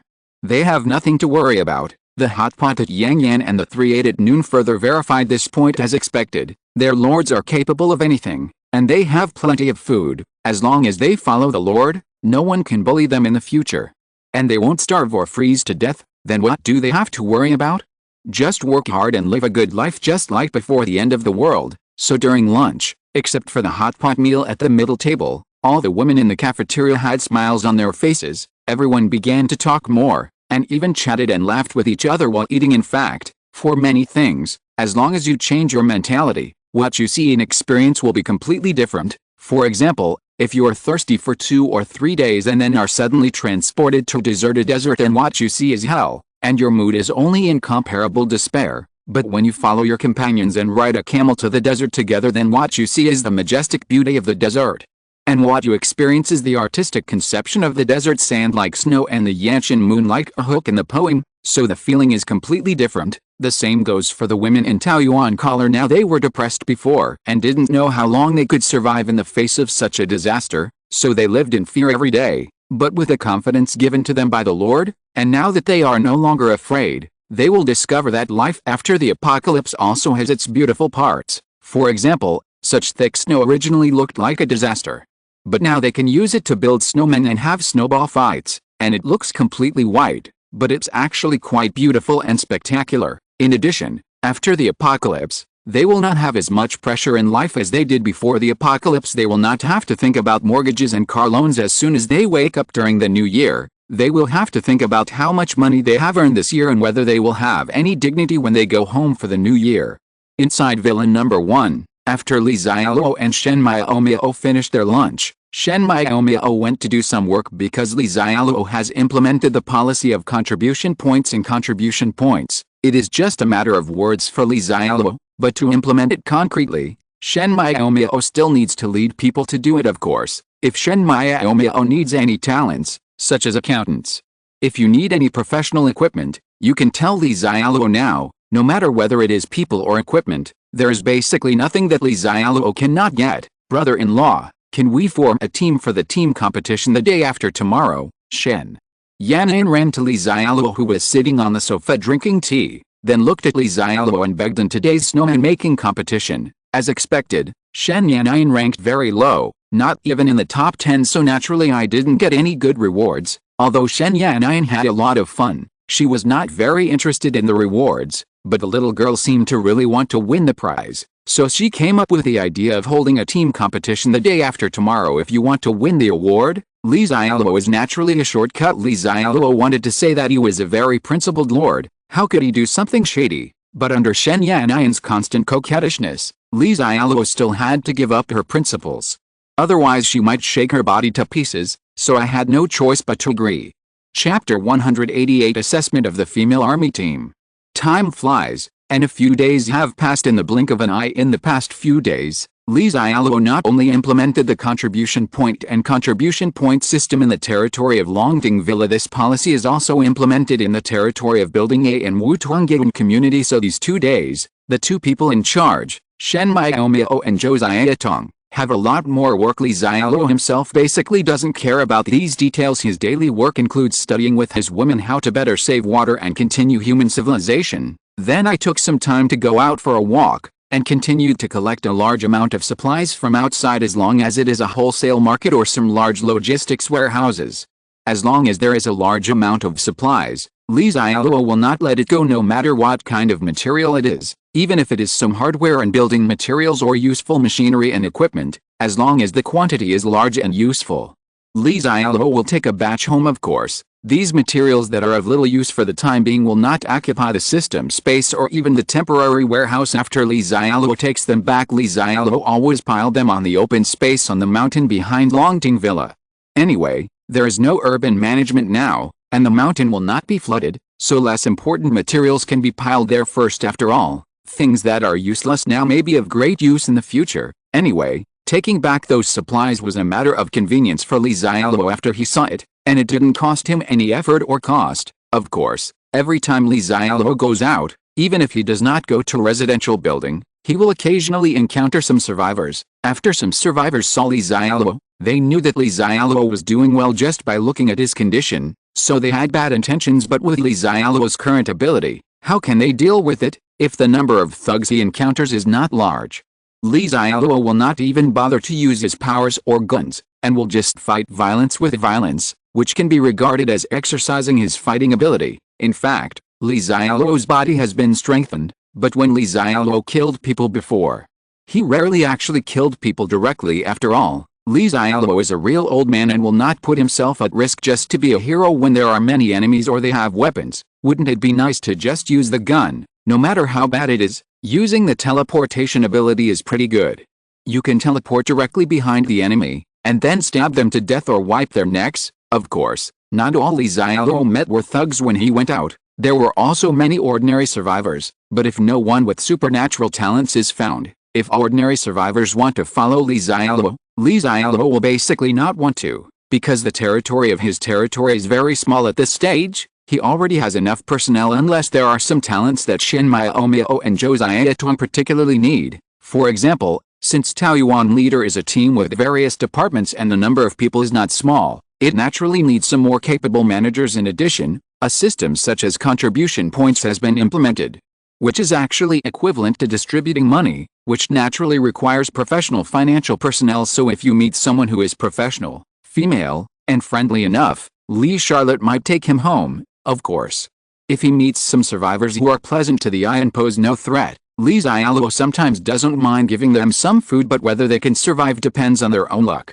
The reason why he gave some food casually was because there was still a lot of ordinary food in the city, but Xialuo couldn't collect so much himself when the second flood comes. Basically all the food will be destroyed, so since Xialuo couldn't get all the food, he might as well help those in need according to the situation. This is not the virgin, but human nature, because doing this actually has no impact on Xialuo's own food. He could find a grain and oil store at random and collect thousands of kilograms of grain in 1 minute.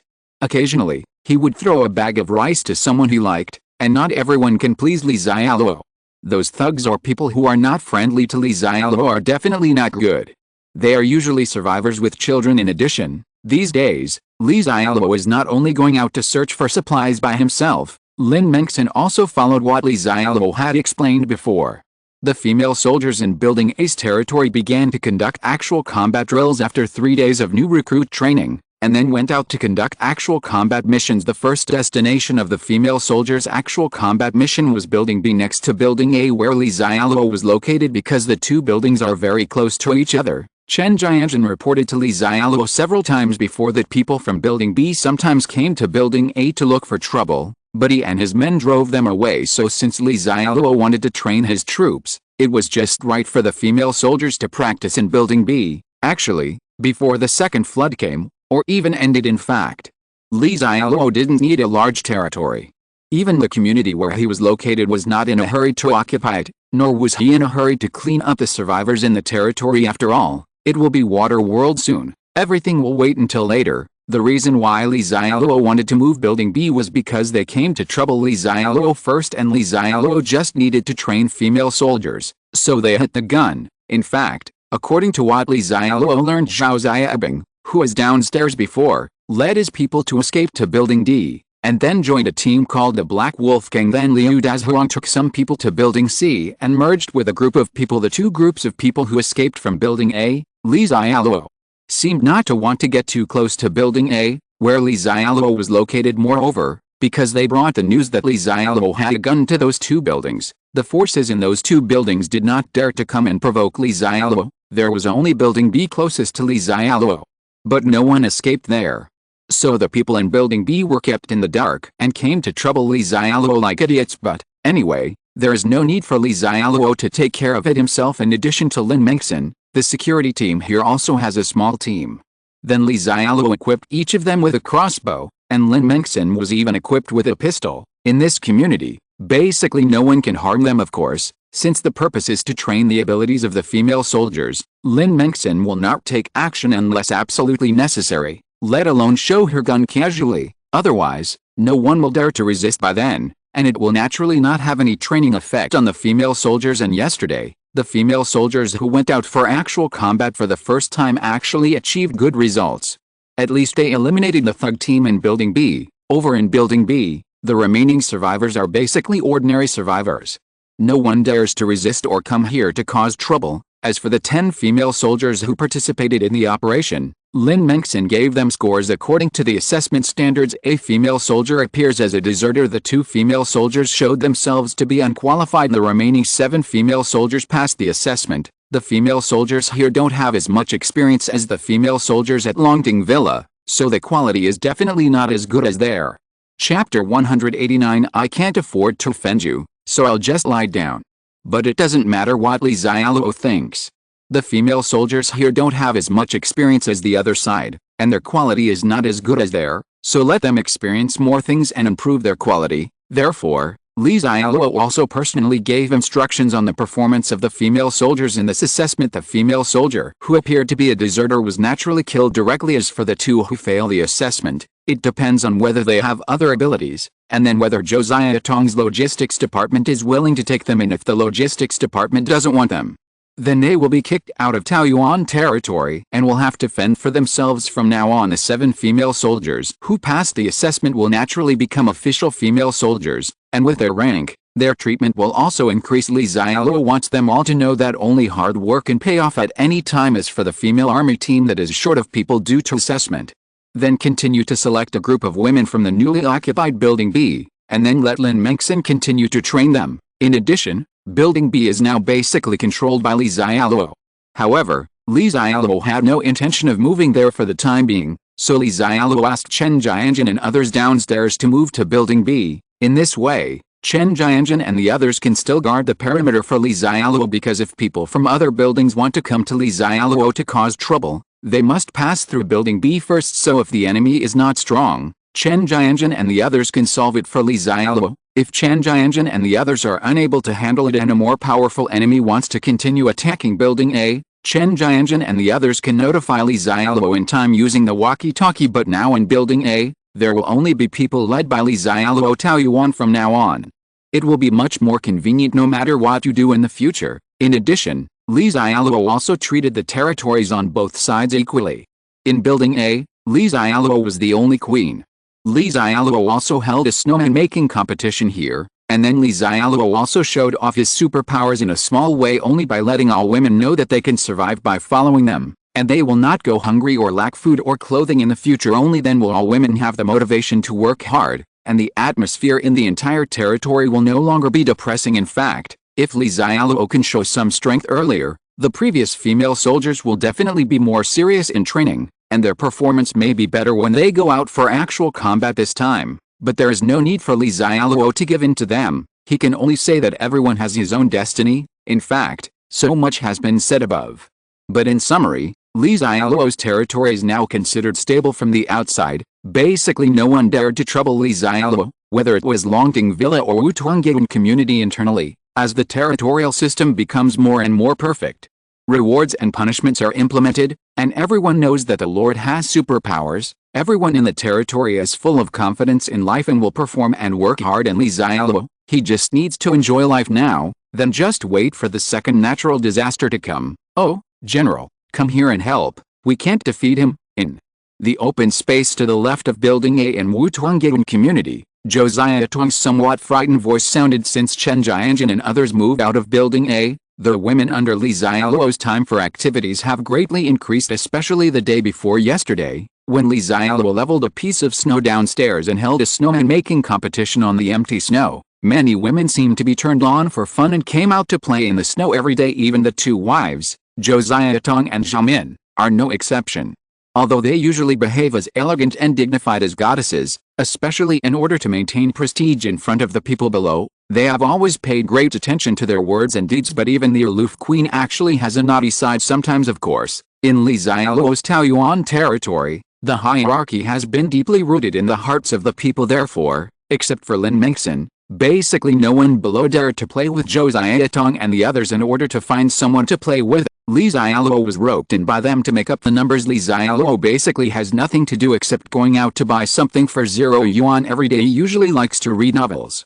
But all the novels he follows have been discontinued, so they are really boring. You can't really spend all day communicating with women about how human beings continue to live, right? If Li Xiaoluo really did that, Shen Miaomiao and Zhou Xiaotong would definitely have nothing to do with him. Because they have the strength in numbers and backup forces, but the first person to be overwhelmed must be Li Xiaoluo himself. After all, although his body has been strengthened, he does not have an iron kidney. So Li Xiaoluo naturally didn't refuse when Zhou Xiaotong and the others dragged her out to play. Then a few people started to have a snowball fight. It was quite fair at first. Zhao Min and Li Xiaoluo are on the same team, Zhou Xiaotong and Lin Mengxin are on the same team, and the dog general is the referee, but Zhou Xiaotong and the others completely underestimated Li Xiaoluo's strength. The casserole-like snowballs were smashed down, and it only took 2 snowballs to stun Zhou Xiaotong and the others. Although they fought hard, the snowballs they made were small to begin with, and they didn't even hit the corner of Li Xiaoluo's clothes. Isn't this unscientific? Why is he so fast despite his great strength? But women always have a way, so under Zhou Xiaotong's coquettishness, what was originally a 2-2 match turned into a 3-1 match, with the 3 of them facing off against Li Xiaoluo alone. Li Xiaoluo shrugged and said that he didn't care, he was just torturing them anyway. Zhao Min was the only one who felt miserable. She was originally following Li Xiaoluo, but she also followed him and killed everyone, killing the enemies until they lost their armor and cried for their father and mother. But in the blink of an eye, she also became a person who was beaten and abandoned, and she couldn't refuse. After all, she and Zhou Xiaotong had a revolutionary friendship, and Zhou Xiaotong would be needed to save the situation. Facts have proved that even if Xiao Min joins, Zhou Xiaotong and the others are unable to recover and are still the abused party. However, Zhou Xiaotong still refused to give up, and finally pulled the general into her team. So there was the opening scene, where Zhou Xiaotong desperately called for the general's support, but the general kept digging in the snow, and then looked at the little bits of snow on his paws. He looked at the hostess Zhou Xiaotong aggrievedly. Didn't I agree that I would be the referee? Look at me, I look like a person who can have a snowball fight, or a dog. Although Zhou Xiaotong is the best dude on weekdays and it also wants to help, isn't it difficult for a strong dog to do so? Snap, a huge snowball came over, and the general was knocked down directly. But there was a smile on General Dog's face, and he lay down in the snow. If you can't afford to offend me, then I'll just lie down. If you're listening to this novel on a channel other than Fanfic World, it means they downloaded and uploaded it without effort. We cordially invite you to visit our channel, Mundo Fanfic Novelists. There you'll find the original version of this story, and you can explore many other novels of various genres. We're waiting for you to immerse yourself in a world of incredible novels. Chapter 190. They are still responsible for Mimi. In the end, under Li Xiaoluo's intervention, he was also hit several times by Zhou Xiaotong and the others' little snowballs. Then, with the cheers of Zhou Xiaotong and the others, the snowball fight ended. So tired, Zhou Xiaotong and the other women sat down directly on the snow, feeling really happy and tired at the same time. In fact, in the open space outside Building A, not only Zhou Xiaotong and Li Xiaoluo were playing, there were also many female soldiers from the logistics department or security team playing outside. It's not that they are lazy or that they have nothing to do in Li Xiaoluo's territory. They are not slaves, so they still have appropriate rest time every day. For example, during lunch, you can rest for an hour and a half if the weather wasn't so cold. They could take a lunch break, but in such cold weather, basically no one dares to sleep during the break, so many people will go downstairs to play. Because since the snowman making competition was held here last time, everyone's feelings about the ice and snow are completely different from before. Thinking about it from another perspective, they had never seen such thick snow in their lives before the end. Many people may have to spend money to travel to northeast China to see such a scene, but now they can play whatever they want and save money on traveling. Of course, when most women go out to play, they don't choose to have a snowball fight like Zhou Xiaotong and others, because they are not the lords and wives like Zhou Xiaotong. If they get their clothes wet, they have no place to take a shower and change clothes. If you catch a cold in this weather, it's no joke. Basically it's like a death sentence. So when they come out to play, They usually just play in the snow, admire the snowman they built last time, or practice their snowman making skills again. Maybe there will be competitions in the future. If I can get a good ranking in the future, not only can I eat hot pot, but I can also contribute points, which is really delicious. In addition, in this doomsday world, you need to be cautious at all times. So they can't come out at any time. The door downstairs will only be open during the lunch break, and the female soldiers on duty that day will be on duty downstairs to prevent any sudden danger. Unlike Josiah Tong and others, they can come out at any time if they want, and if Li Xiaoluo follows them, they don't have to worry about danger at all. Even if Li Xiaoluo doesn't follow, the security team will send female soldiers to follow. Li Xiaoluo is not just an idle person raising them, it is also their duty to protect the lord and his wife. After they had rested enough, Josiah Tong and Xiao Min returned to the building, while Li Xiaoluo drove the snowmobile out again. Josiah Tong and the others climbed the stairs to the 6th floor, and immediately heard a burst of uniform slogans. The current duty station for female soldiers of the security team has actually been moved downstairs a long time ago. However, the door on the 6th floor is still a checkpoint, and the 6th floor is also the dormitory and training ground of the security team. Previously, the female soldiers went to Building B to perform tasks and assessments, and several female soldiers were eliminated, but there is no shortage of people who want to survive after the apocalypse. So Li Xiaoluo asked Lin Mengxin to select a group of women from Building B to enrich the security team. So now there are people training in full swing. Sister Min, why don't we go to the security team to take a rest first, and take a look at how the training of these new recruits is going? After climbing several flights of stairs in one go, Josiah Tong was already out of breath. The main reason was that she had a little too much fun having a snowball fight downstairs just now, which wasted a lot of her energy. Okay, Xiao Min nodded and said, in fact, her physical strength is not much better than Josiah Tong. For a while, Josiah Tong and Xiao Min were still thinking, should they also exercise with the female soldiers from the security team for a few days to improve their physical fitness and treat it as exercise, but then they gave up. Because they go upstairs once or twice a day, the amount of exercise has actually reached the standard, and sometimes if you still have to serve Li Xiaoluo, the amount of exercise would be too much, and if you follow the female soldiers in strength training every day, you might be able to build muscles. Think about it and forget it. They are still responsible for being beautiful, then just deal with some logistics. Josiah Tong agreed with Xiao Min, then looked at Lin Mengxin beside him and said with a smile, Mengxin, we are just going to have a rest, not to conduct a surprise inspection. Lin Mengxin smiled and said, it's okay, even if it is, it doesn't matter. What our security team is not afraid of the most is surprise inspections, because I like to conduct surprise inspections. If you can find some problems for me, I will be quite happy. Well, you guys are still awesome. It's you people who I admire the most. Josiah Tong gave Lin Mengxin a thumbs up. Then several women walked to the training ground of the security team with their long slender legs. In fact, the training ground of this security team is still an indoor training room left by the previous Zhao Xiaobing team, which contains some training equipment they collected later. Everything belonged to Li Xiaoluo. Hello, ladies. Hello, Captain. As soon as Josiah Tong and the others came in, Meng Jiajia, who was in charge of training a group of new recruits, immediately ran over. Meng Jiajia is among the first group of people to follow Li Xiaoluo here, and she has now passed the examination to become an official female soldier. She is also the squad leader of the security team. Apart from Lin Mengxin, she has the highest rank in the security team. Lin Mengxin has already taught these veterans how to train female soldiers, so now the newly recruited female soldiers are being trained by Meng Jiajia. Although Meng Jiajia wanted to say it, she had only been trained for a few days. Before the end, she might not even be considered a recruit, so how could she have the ability to train others? But there is no way. Many things will be cruel after the apocalypse. There is not so much time for many things, and there is not such a gentle way waiting for them to learn and adapt. They can only work hard and adapt, otherwise they may be eliminated. But fortunately, those who can stay among Meng Jiajia and her group of veterans have actually passed the most difficult level, because they have all passed the recruit assessment. Josiah Tong looked at Meng Jiajia and smiled and said, Jiajia, we just came in to rest when we were tired from climbing the stairs. This is not a surprise inspection.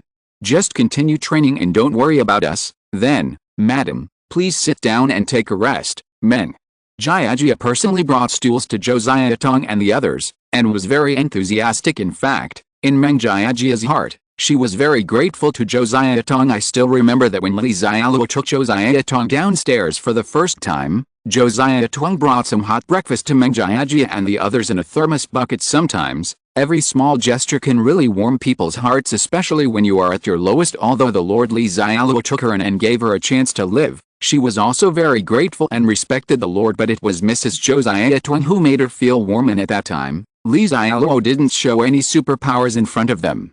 They just asked everyone to be obedient and obey orders, and then asked them to start training hard. So without the warmth that Josiah Tong brought to her, Meng Jiajia and the others didn't know if they could persevere. So from the bottom of their hearts, Meng Jiajia and the others were very, very grateful and respected Mrs. Josiah Tong. But later, Josiah Tong was managing the work of the logistics department upstairs, and rarely came to the security team anymore, and rarely communicated with Meng Jiajia and the others. It's even possible that Josiah Tong himself doesn't remember the original incident because it was Li Xiaoluo who took her out for the first time at that time. She just brought some food to the newcomers who had just joined. Josiah Tong naturally didn't know that Meng Jiajia had a lot on her mind. She joked, "Captain Meng, you are so enthusiastic. And are you training so hard? Isn't it still lunch break?" Chapter 191 Harvest from Military Base. Meng Jiajia naturally would not express her gratitude to Josiah Tong, otherwise she would be afraid that she would be said to be deliberately flattering. So Meng Jiajia smiled and said, "Madam, you know that the training time for recruits is only a few days, so everyone must seize the time and work harder to learn some skills, and with the examples of our group of veterans in front of them, they don't need to be supervised now, and they all work very hard on their own. Because their current efforts may allow them to pass the assessment later, and then allow them to survive in this doomsday." Josiah Tong nodded. Although she did not directly manage the security team, she was considered one of the top leaders in the territory. She still knew the strict rules after the reform of the security team. There is a lot of pressure on recruits to the security force. It really means sweating and crying at ordinary times, and maybe even bleeding in the end. But now it seems that this new batch of female soldiers who have joined Taoyuan collar training are much more motivated than the previous female soldiers, but that's normal. The atmosphere in the entire territory is very positive and optimistic now, especially for the previous batch of veterans who passed the assessment and became official female soldiers. They now have status guarantees and their treatment has been improved again. Moreover, the work of the female soldiers in the security team also earns the most contribution points in the territory. After they have contributed points, they can go to the logistics department to redeem their favorite food or daily necessities, etc. Therefore, the current life of the veterans can be seen by the newly joined women with role models. Those recruits will naturally be more motivated, although it will be very painful and tiring at the beginning. At least there is hope later. In fact, after the end of the world, let alone what kind of life those women lived before, even before the end of the world, people at the bottom are still working hard, so as long as they have hope, they can grit their teeth and persevere. As for Li Xiaoluo, even he himself doesn't know where Li Xiaoluo's destination is today, because the place he was going to today was not at all among the $0 shopping goals he had planned before the end. Li Xiaoluo came out today to look for a military base.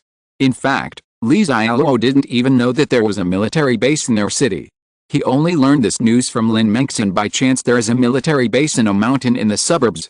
The base is not big and it is not a military area, so basically few people know about it, and even fewer people go there in normal times. However, no matter how small the military base is, there are still a lot of weapons there, definitely more than those of the armed police force, and the firepower is also stronger. This reminded Li Xiaoluo that in his previous life, it was no wonder that a powerful force appeared nearby. Here it is said that they have large snipers, grenades and heavy machine guns. At that time, that group of people could be said to be invincible around here, but later on, when the superpowers became stronger, the members of that group of forces were wiped out and all of them surrendered later.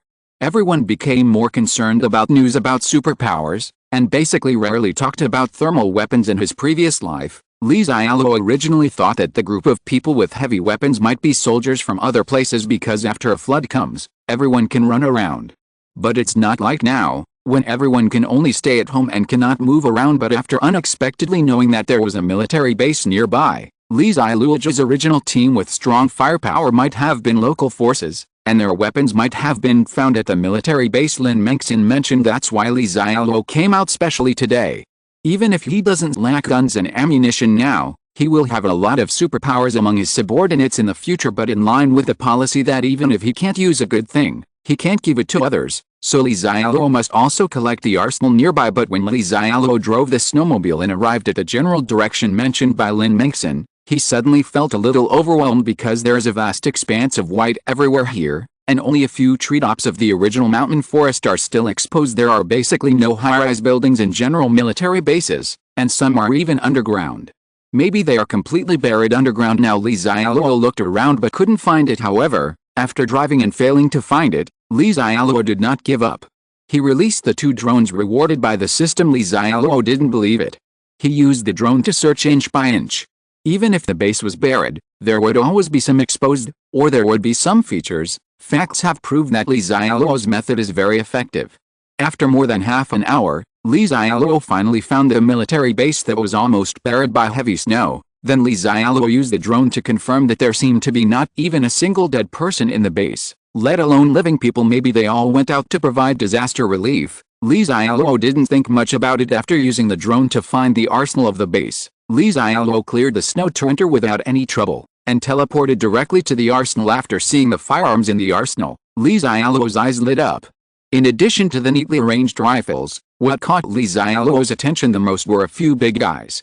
These were heavy machine guns. Even if such big guys are placed there quietly, they seem to be able to feel their terror in those TV dramas. As long as there is a heavy machine gun, it can really kill everyone. This kind of heavy machine gun can be used not only to kill people, but also to demolish buildings and even ME airplanes. Of course, this aircraft refers to that kind of helicopter. Otherwise, the aircraft flying several thousand meters high will definitely not be able to shoot down. It's a pity that there are no heavy weapons here, such as tanks, missiles, etc.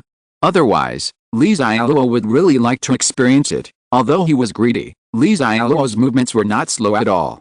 He directly took all the rifles, sniper rifles and several heavy machine guns in the arsenal into the system space. There are quite a lot of firearms here, including thousands of rifles, but Li Xiaoluo definitely won't have too much, even if he really can't use so much. But there is definitely nothing wrong with putting it away first.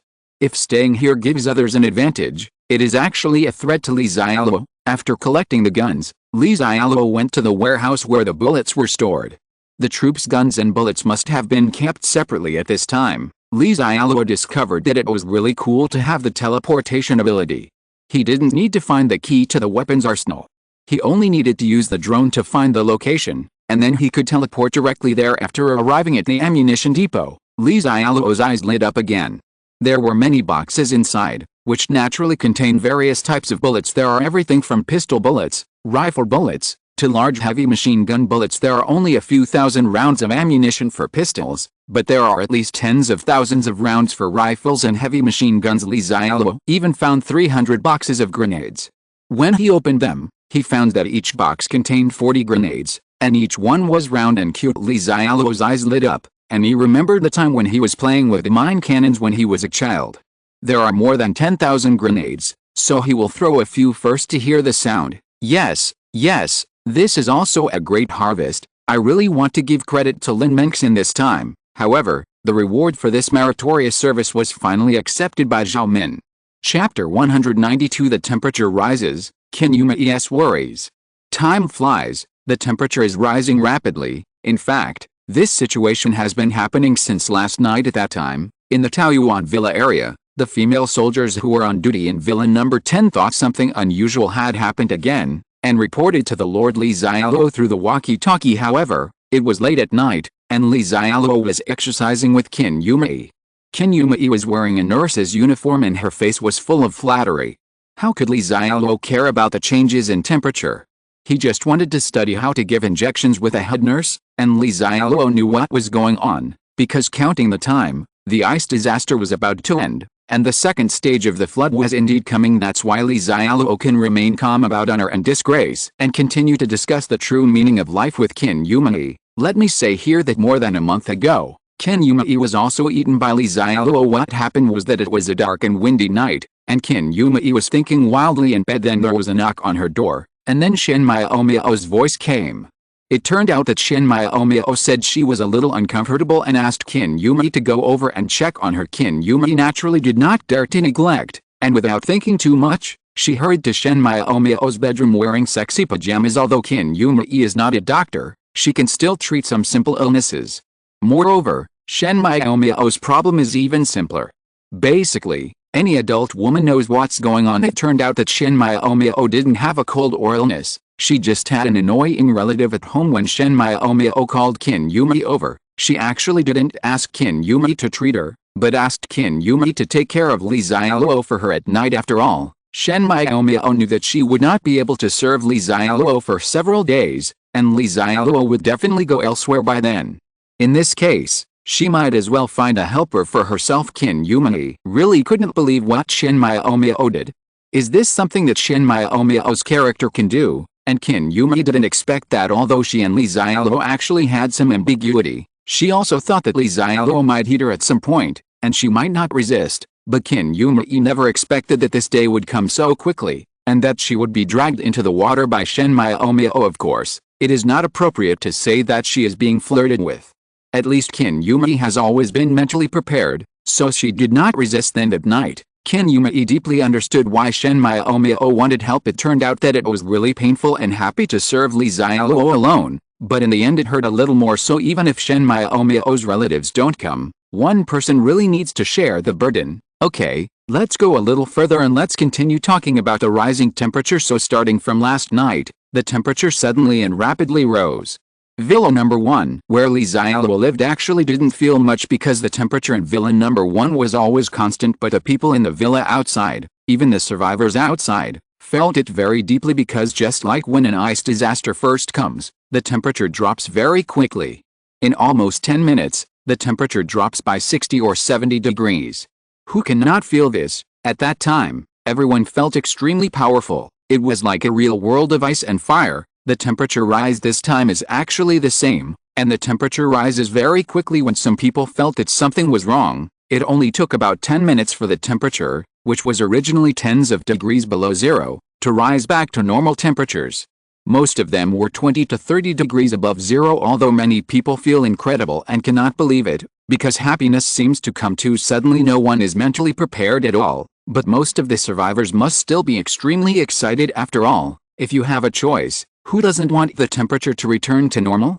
No one wants to feel the extremely cold temperature of ice and snow anymore. Of course, there are also a small number of people who are not excited when they see the temperature rising, but are very scared because during the extremely cold period, some people did a lot of bad things for their own selfish desires, and for the sake of survival they are naturally afraid that if the temperature rises, the country may restore order, and they may be sanctioned by then. But no matter whether some people are happy or others are worried and fearful, after 3 months of extreme cold, the temperature has indeed returned to normal. However, at the beginning of the second month after the end of the world, basically everywhere there was a complete water and power outage, and communications were completely paralyzed. Now that the temperature has suddenly risen, no one can share their feelings online or in groups for such a big thing. Of course, most survivors are actually not in the mood to share. After the temperature rises and the ice and snow melt, many people's first thought is to go out to find food and stock up on more food. They are really afraid of hunger. Even though it was late at night, it didn't stop everyone from having this idea. Then the survivors discovered that shortly after the temperature rose, the sky suddenly started to rain heavily. It was a real heavy rain. Many people may have never seen such a heavy rain in their lives, as if a big hole had been opened in the sky. But this made some people rush out to find food, because they had experienced extremely cold snow, and they always felt a little uneasy about such heavy rain. Of course, there are also some people who still have the same procrastination as before the apocalypse. When they see the heavy rain outside, they don't want to go out anymore. They thought that the temperature had already risen anyway, and there was no need to go out and take risks in the heavy rain at night. This is what it was like outside last night. However, Li Xiaoluo worked hard for most of the night before going to bed last night, and slept soundly afterwards, not paying attention to what happened outside at all. When Li Xiaoluo woke up in the morning, he saw that Qin Yumei had also woken up long ago, but now her face no longer had a flattering look, but instead had a faint look of sadness. What's wrong? Are you feeling sentimental early in the morning? Li Xiaoluo hugged Qin Yumei's plump body into his arms, feeling the skin-to-skin contact with Li Xiaoluo. Qin Yumei showed a charming blush on her face. Then she slowly buried her head on Li Xiaoluo's chest and said in a strange tone, "The temperature outside has returned to the pre-apocalyptic temperature now, right, Li?" Xialuo nodded. Yes, the temperature should be almost the same as before the end, Qin. Yumi suddenly hugged Li Xiaoluo's strong body tightly. If it returns to normal, will you be okay? Chapter 193 Zhou Xiaotong's idea. Well, Li Xiaoluo knows what Qin Yumi is worried about. She was worried that if the temperature rose and order returned to normal, what Charlotte Li had done before might be liquidated. After all, Li Xiaoluo had a gun in his hand, and he killed many people directly or indirectly. If order is restored, maybe peanuts will be eaten as for resistance. No matter how powerful Li Xiaoluo is, he can't fight against the state machine. By the way, Li Xiaoluo also has superpowers, and many people know about it. Maybe Li Xiaoluo will be harmed even more because of this. There is also the possibility of being caught and used as a guinea pig, with no freedom for the rest of his life. So last night, when I heard that the temperature outside was recovering, after Li Xiaoluo fell asleep, Qin Yumi actually went out quietly to confirm. She even met Shen Miao, who was actually just as worried. If possible, Qin Yumi would even like to have freezing weather all the time. Although it is a bit selfish, she is actually used to such a life, especially after she became Li Xiaoluo's woman. She was now also the Lord's wife. Her daily life, including food, shelter, and daily necessities, is actually much better than before the end of the world, and she is also much happier than before the end of the world. But Qin Yumi didn't expect that just when she was immersed in a happy life, this ice disaster would suddenly end. Once the apocalypse is over, there will be many problems to face. For example, whether Li Xiaoluo will be liquidated by the country, and her relationship with Shen Miao and Li Xiaoluo. This kind of relationship is normal in the apocalypse, and Qin Yumi didn't think there was anything wrong. After all, they were all weak women and needed to rely on Li Xiaoluo to survive. And as time went by, she also fell in love with Li Xiaoluo. But if order is restored, then even if they are willing to have such a relationship, the strange eyes of the world will overwhelm them. That's why Qin Yumi was worried. Early in the morning, Li Xiaoluo stroked Qin Yumi's plump and smooth body, smiled and said, "Don't worry, I will be fine. The ice disaster has passed, but it does not mean that the apocalypse is over." Qin Yumi was stunned for a moment, and then said in surprise, "Husband, are you saying that the apocalypse will not end and there will be other disasters?" Li Xiaoluo nodded, but did not elaborate. But Qin Yumi believed what Li Xiaoluo said very much. This was a habit they had developed so long after the end of the world, and what Li Xiaoluo said was not missed. Thinking of this, Qin Yumi didn't know why, but she breathed a sigh of relief. It's not that she doesn't want the natural disaster to end, but if the natural disaster doesn't end on its own, she has no choice, so she can only continue to follow Li Xiaoluo to survive. No more random thoughts in my mind. After getting up and washing up, Li Xiaoluo and Qin Yumi came to the living room, and Qin Yumi immediately pulled Shen Miao aside and whispered something. Soon, a smile appeared on Shen Miao's face. After breakfast, the heavy rain outside was still continuing, but the sky and the earth were no longer completely white, and the thick snow on the ground had basically melted away. With such heavy rain, Shen Miao and the others couldn't go out today, so they stayed in Villa Number 1. Even if there are work matters, you can only contact your subordinates directly using the walkie-talkie I asked just now.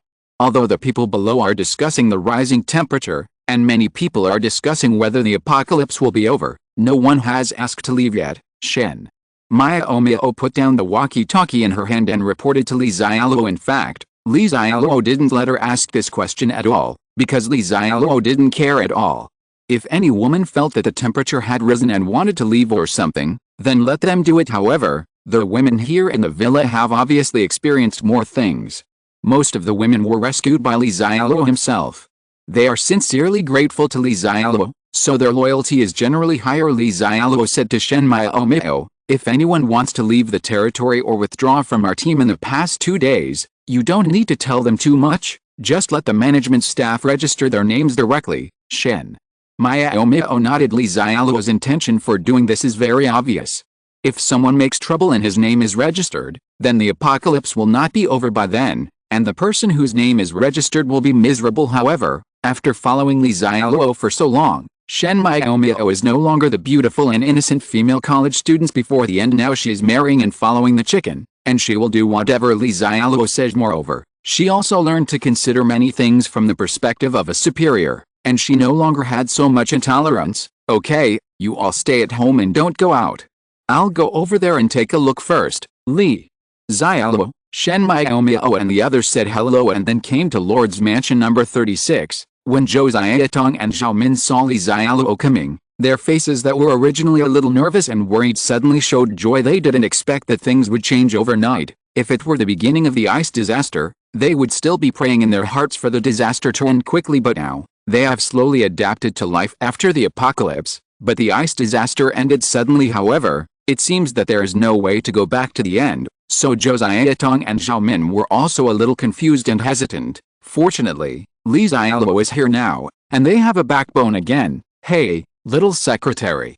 You said that if the disaster is over and I am caught by the country and eat peanuts, what will I do? Sitting on the sofa in the living room, Li Xiaoluo deliberately pretended to sigh. Zhou Xiaotong, who was originally nestled in Li Xiaoluo's arms, suddenly raised her delicate and beautiful face. Boss, why don't we flee abroad? Even if the disaster is over, the country will definitely be in chaos for a while. Let's take advantage of this period to flee abroad. Li Xiaoluo smiled and said, this method is good. It can solve the problem. I am definitely not a problem. I am the mastermind anyway, and I am basically the one who kills people. But are you willing to follow me? Because when we are found out, you will all become wanted criminals. Zhou Xiaotong said with an indifferent expression, wanted criminals are wanted criminals. Anyway, I have lived in the apocalypse for so long. If I were to live an ordinary life again, I might not be used to it. When Xiao Min saw Zhou Xiaotong looking at her, he immediately smiled and said, don't look at me. In fact, I have lived abroad for longer, so it would be better for me if I go abroad. Zhou Xiaotong smiled and said, Sister Min, we will still be a family when the time comes. Xiao Min's face turned red, but he still nodded. Suddenly Zhou Xiaotong screamed again, and then said, boss, every time you went out to search for supplies, did you ever visit a bank or gold store? Li Xiaoluo said, I have never been to a bank, but I have visited a few gold shops. After all, even if gold has no value after the end of the world, gold jewelry is still very beautiful and can be used for decoration. Zhou Xiaotong immediately said with a smile on his face, boss, then we have the money to escape, and when we go abroad, we will have food and clothing for the rest of our lives. Li Xiaoluo was a little funny. It turned out that the little secretary was concerned about this. Okay, let me tell you the truth. The apocalypse will not end. Floods are coming soon. Li Xiaoluo stopped joking. Chapter 194. Li Xiaoluo suddenly became easy to talk to. Flood, suddenly. Hearing this word, Zhou Xiaotong and Xiao Min were both stunned. Although it is indeed raining heavily outside now, they have never seen such a heavy rain, and it seemed to have been raining all night, and it didn't even stop for a moment. But neither Zhou Xiaotong nor Xiao Min thought that this ice disaster had just passed, and that this heavy rain would also be a disaster. After all, in ordinary people's perception, it is just rain. Even if it rains heavily, how much disaster can it cause? But now what Zhou Xiaotong and the others say to Li Xiaoluo must be absolute trust. Even if Li Xiaoluo says that 9 suns will appear in the sky, they will believe it. Sometimes women are just so unreasonable. So Zhou Xiaotong and Xiao Min were surprised when they heard that there would be a flood soon, but they were already sure that the flood would definitely happen. Boss, why did you choose the safe house on this top floor? Zhou Xiaotong thought of what happened before the end and couldn't help but ask. Li Xiaoluo nodded. He must have considered this at that time, but at that time, there happened to be a vacant house on the top floor. Otherwise, as long as it was a high floor, it would actually be okay. Of course, if it weren't for the top floor, Li Xiaoluo would definitely have a lot more troubles. Husband, won't everything downstairs be flooded? Will Mengxin and the others be in danger? Xiao Min on the side heard Zhou Xiaotong ask this question, and suddenly remembered something, so he quickly asked you if Li Xiaoluo set up her home on the 36th floor because the buildings downstairs would be flooded, then the women in their territory would definitely not be able to escape either. That's why Xiao Min is a little worried. After all, after a few months of getting along, even if he has a dog, he will have feelings for it. Of course, Xiao Min is more worried about Lin Mengxin. After all, their relationship is no longer a simple employment or superior-subordinate relationship after the apocalypse, but more like family members. Li Xiaoluo couldn't help laughing. Just because I placed my residence on the 36th floor does not mean that everything below the 36th floor will be flooded. Zhou Xiaotong also said, yes, Sister Min, if you are worried, you will be confused. Even if the downstairs is really flooded, there will be a process. Mengxin and the others can just run upstairs. Zhao Min smiled sheepishly. She was indeed a little anxious just now. Swish swish. At this moment, Josiah Tuang's walkie-talkie suddenly rang. Madam, are you there? I have something to report to you, Zhou. Josiah Tuang knew as soon as she heard the voice that it was the voice of Tang Guo, the head of her logistics department. Tang Guo, I'm here. What can I do, madam? Someone in our logistics department said they want to leave and go home. Go home, Zhou. Josiah Tuang was stunned for a moment, and then subconsciously asked, where is her home? Tang Guo said on the intercom, Madam, the person who asked to go home is over in Building B. Seeing that the temperature has risen now, she thought the disaster was over, so she wanted to go home and wait for the country's rescue. Zhou. Josiah Tuang paused for a moment. It seemed quite normal for some women downstairs to have this idea. After all, the woman downstairs saw that the temperature had risen, but she didn't know that there would be another flood soon, so it's normal for her to want to leave now. And the women downstairs are not Li Xiaoluo's women. If the apocalypse is really over, not many people will want to continue to follow Li Xiaoluo. They definitely want to go back to their pre-apocalyptic life. Josiah Tuang did not rush to answer Tang Guo's words, but looked at Li Xiaoluo. For things like this, it's better to let the boss make the decision. In fact, according to Josiah Tuang's idea, if she said that there would be floods later, maybe no one would want to leave for the time being. After all, although it is said that there will be floods in the next heavy rain, maybe everyone will be dubious. But since there were ice disasters before, it is not absolutely impossible that there will be floods later. So if Josiah Tuang said it, even if the woman downstairs might not believe it completely, she would definitely endure the idea of leaving for the time being and see the situation first. But Josiah Tuang knew her boss's character, so she didn't do this. Josiah Tuang was right.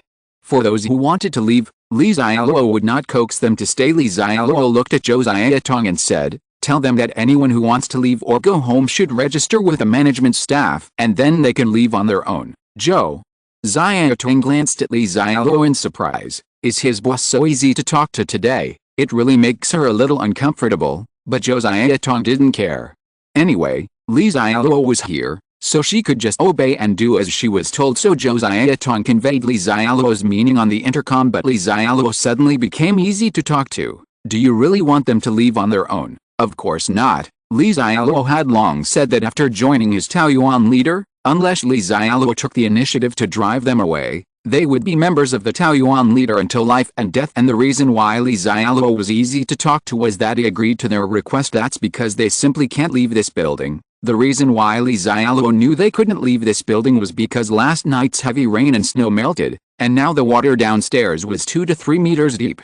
And the first floor was almost submerged. In addition, it was still raining heavily, so even though Building B was only a few dozen meters away, they still couldn't get through. And when the rainstorm stops completely and the world outside becomes a vast ocean, where can they go? However, they will no longer be members of Taoyuan leader, and will have no choice but to starve to death in this building. This effect is actually no less shocking than Li Xiaoluo running down directly and killing all the people who want to leave. On the contrary, it may be more effective because he can let everyone know later that he did not prevent anyone from leaving.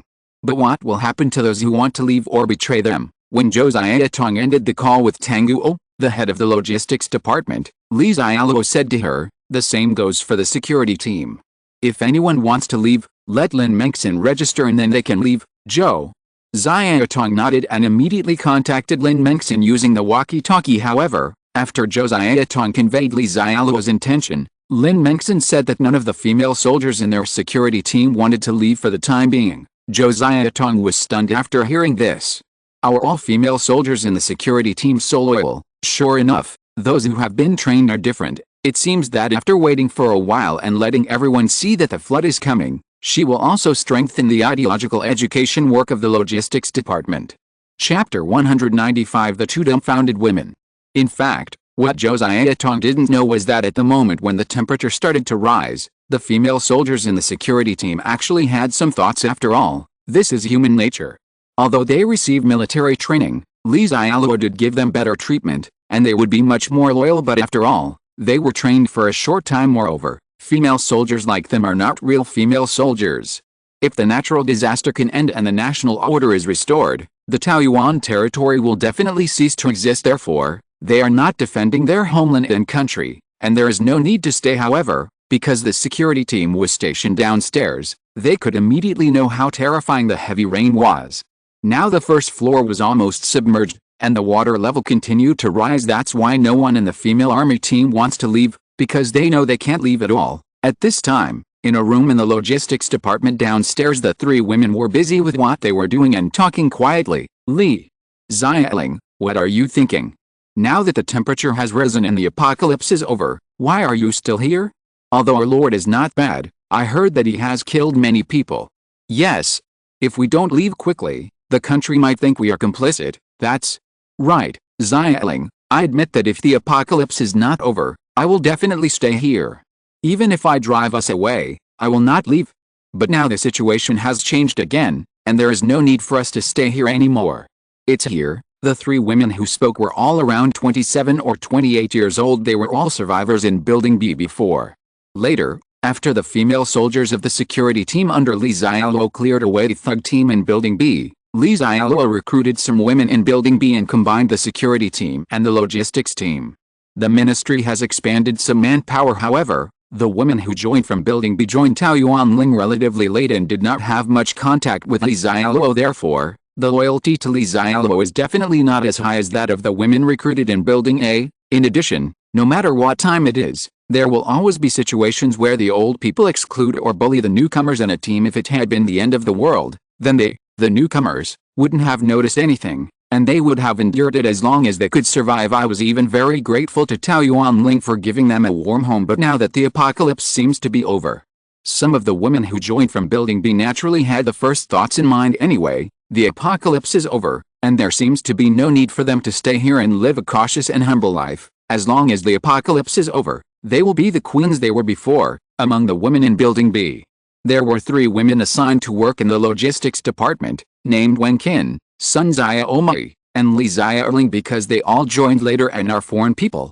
they usually have a good relationship. The decision to leave this time was the result of discussions between Wang Qin and Sun Xiaomai. As for Li Xialing, she has no intention of leaving with them. However, they continued to persuade Li Xialing and wanted her to leave with them. It's not that they really have such a good relationship with Li Xialing, it's just that they think that the law does not blame everyone. As long as more people ask to leave by then, even if the Lord wanted to blame them, he probably wouldn't say anything. However, no matter how Wen Qin and Sun Xiaomai tried to persuade them, Li Xialing shook her head. She still has psychological shadow about going back to Building B. She just wants to stay here now. If by then the apocalypse is really over and someone from the country comes to the rescue, then let's talk about it then. Wang Qin and Sun Xiaomai both felt that they hated Li Xialing. Originally, I wanted to continue to explain the truth to Li Xialing, but at this time, Tang Guo, the head of their logistics department, gathered everyone in the logistics department. Then Tang Guo told them that the Lord had issued an order for anyone who wanted to leave or who wanted to withdraw from Taoyuan territory. The Lord will not stop you,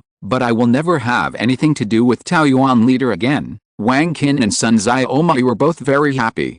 They didn't expect it to be so easy to leave. The Lord did not stop me. They had heard that there was a woman named Dialinlin who also wanted to leave, but in the end she was handcuffed by the Lord and starved to death. However, this also made the two women believe even more that the end of the world is coming. The Lord probably sees that the end of the world is coming to an end, so the Lord does not dare to be strong anymore. So Wen Qin and Sun Xiaomai, who had regained their freedom, walked happily downstairs. But when they came downstairs, both of them were stunned, because at this time, the water downstairs has flooded the first floor, and the water depth is at least 4 or 5 meters deep. How can they go outside? How so? They don't know. The main reason was that the floor where the logistics department worked was too high, and the heavy rainstorm caused blurred vision, so Wang Qin and Sun Xiaomai had no idea what was going on downstairs. In fact, at 1 in the morning, Wang Qin and Sun Xiaomai ran to the windowsill to take a look at the situation outside. At that time, they could only confirm that the snow had indeed melted and the outside world had returned to its normal color, but they failed to notice the water accumulation downstairs in the community at all.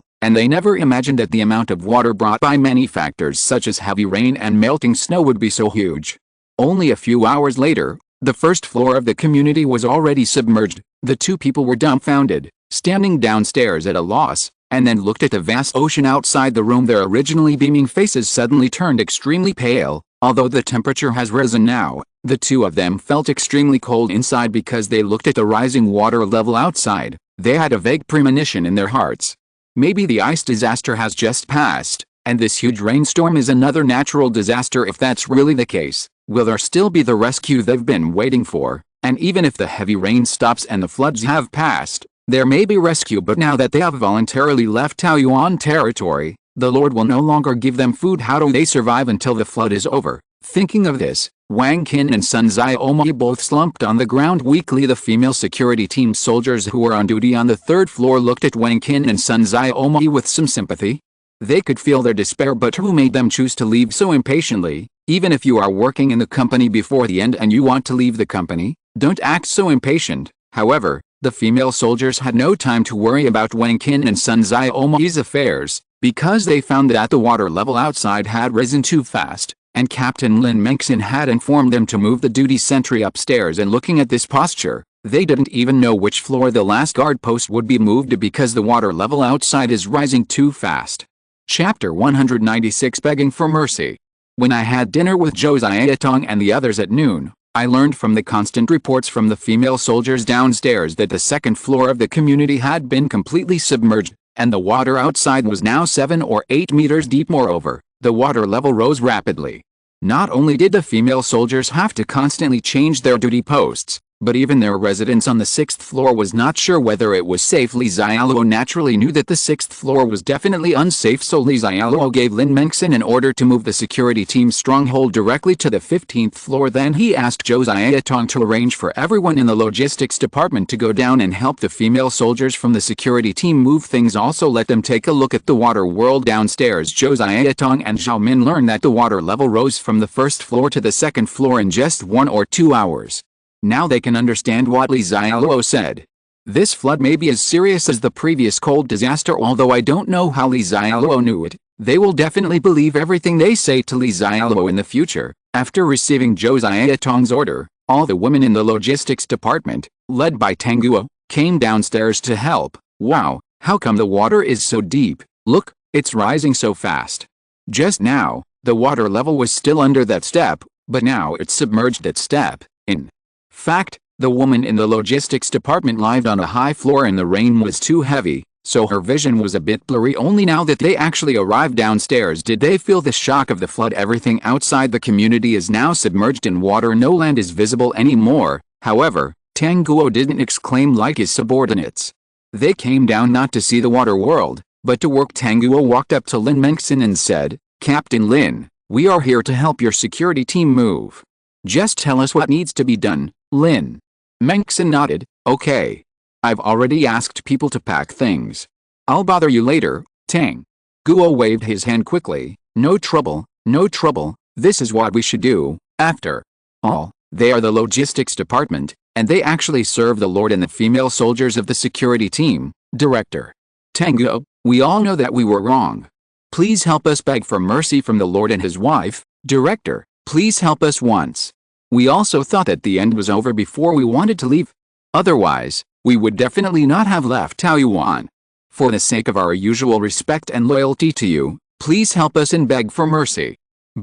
Seeing Tang Guo coming down, Wang Qin and Sun Xiaomei, who had chosen to leave before, immediately knelt at Tang Guo's feet in tears. Then they kept begging Tang Guo to intercede for them, because they knew that if Tang Guo didn't help them, they wouldn't have a chance to see the Lord or the ladies, let alone beg for mercy. The only one who can save them now may be Tang Guo, because she is a manager. She can talk to the lords or ladies. Moreover, Wang Qin and Sun Xiaomei's performance in the logistics department was pretty good before, and they were respectful to Tang Guo, so what if Tang Guo would help them? This is their only chance to survive. Even if they lose their dignity, they must let Tang Guo help. However, Tang Guo looked at the two women kneeling on the ground with complicated eyes. Although at the beginning, Tang Guo was indeed very close to his subordinates, the women who joined from behind Building B must not have received so much attention from Tang Guo at first. However, after working together for a period of time, Tang Guo actually basically treated everyone under him equally. However, the women who joined later may have been excluded before, so they still gathered in a small group, and their relationship with everyone was not very harmonious. Of course, the Taoyuan leader's hierarchy is very strict, and the managers have great power, so they all respect Tang Guo very much. Tang Guo actually wanted to help them once. After all, they had been together for so long, and they still had some feelings, but Tanguo also knew that it would be useless even if she begged for mercy. Wang Qin, Sun Xiaomai, it's not that I won't plead for you, but you also know the rules of the territory. This time, the Lord did not kill you directly, which is already extra merciful. It is useless for anyone to plead for mercy. Wang Qin and Sun Xiaomai knelt on the ground, but stopped crying and begging for mercy. Wang Qin said, a little crazy, why, we didn't do anything wrong? We thought the apocalypse was over, so we wanted to leave. Lord, he is unfair. How could he be so cruel to kill us? Tang Guo, who was still somewhat sympathetic to them, suddenly frowned and scolded seriously, Wang Qin, I don't want to hear what you say. Why is the Lord so unfair? Why is he so cruel that he wants to kill you, too? Put it bluntly, if it weren't for the Lord, most of the people here might have died long ago. Moreover, when everyone joined the Taoyuan territory, the rules of the territory were clearly explained to everyone in advance. The Lord gave we provide food and safety, and we are the Lord's people whether we live or die. You think the disaster is over, so you want to leave, but in fact you have violated the rules of Taoyuan territory, and the Lord can kill you, but it is precisely because things happened for a reason that the Lord did not make things difficult for you, but allowed you to leave. But when you left in the morning, Madam had asked me to inform all of you that those who left would never be eligible to join Taoyuan leader again, as you yourself confirmed at that time. Now that you say you don't want to leave, the Lord must accept you again? Otherwise, is it unfair, or is he deliberately trying to kill you? After being scolded by Tanguo, Wang Qin opened her mouth and didn't know how to refute. While standing aside to watch the excitement, there were some people who sympathized with Wang Qin and Sun Xiaomai. At this time, there was no sympathy in his eyes. I could only say that there must be something hateful about the poor people. Some women, even after a period of catastrophe in the apocalypse, still have the sense of superiority they had before the apocalypse. Swish swish. At this time, Lin Mengxin's intercom rang. Zhou Xiaotong's voice came from the intercom. Mengxin, the boss asked me to issue an order to your security team. When you move from the 6th floor, the door on the 6th floor must be locked, and no one who does not belong to our Taoyuan leader is allowed to step upstairs. Yes, Lin Mengxin answered the intercom. Wang Qin and Sun Xiaomai, who were kneeling on the ground, looked pale because they knew they were talking about them. The lady gave an order that they could not go above the 6th floor, so if this flood floods the 6th floor, they will also drown to death before they starve to death. If you're listening to this novel on a channel other than Fanfic World, it means they downloaded and uploaded it without effort. We cordially invite you to visit our channel, Mundo Fanfic Novelist. There you'll find the original version of this story, and you can explore many other novels of various genres. We're waiting for you to immerse yourself in a world of incredible novels. Chapter 197. Zhou Xiaotong and Zhao Min's thirst for knowledge. In the evening, Zhou Xiaotong and Zhao Min came back from downstairs. They also went downstairs to inspect the work in the afternoon. In fact, they also went to really experience the water world downstairs. It is truly unheard of to see the whole world become a vast ocean and the entire city being submerged. So Zhou Xiaotong and Zhao Min all ran downstairs to have a look in the afternoon, but Li Xialuo stayed at home and did not go out, because he had seen too much of this kind of water world in his previous life. It doesn't appeal to him at all. Zhou Xiaotong and Zhao Min changed their shoes and entered the house. Zhao Min went to the bathroom to use the toilet. The general, who had been working as a bodyguard all afternoon, was actually taking the opportunity to take a walk, and then hurried to accompany his wife and children. Zhou Xiaotong walked to the sofa with long legs, then hugged Li Xialuo, who was playing a stand-alone game, and told the situation downstairs in a sweet voice. Boss, you haven't seen the situation downstairs. It's like the bathtub at home is draining water. The water level has been rising, as you can see with the naked eye. When we came up just now, the 5th floor downstairs was completely submerged. You haven't seen it, but the water outside is now at least 20 or 30 meters deep.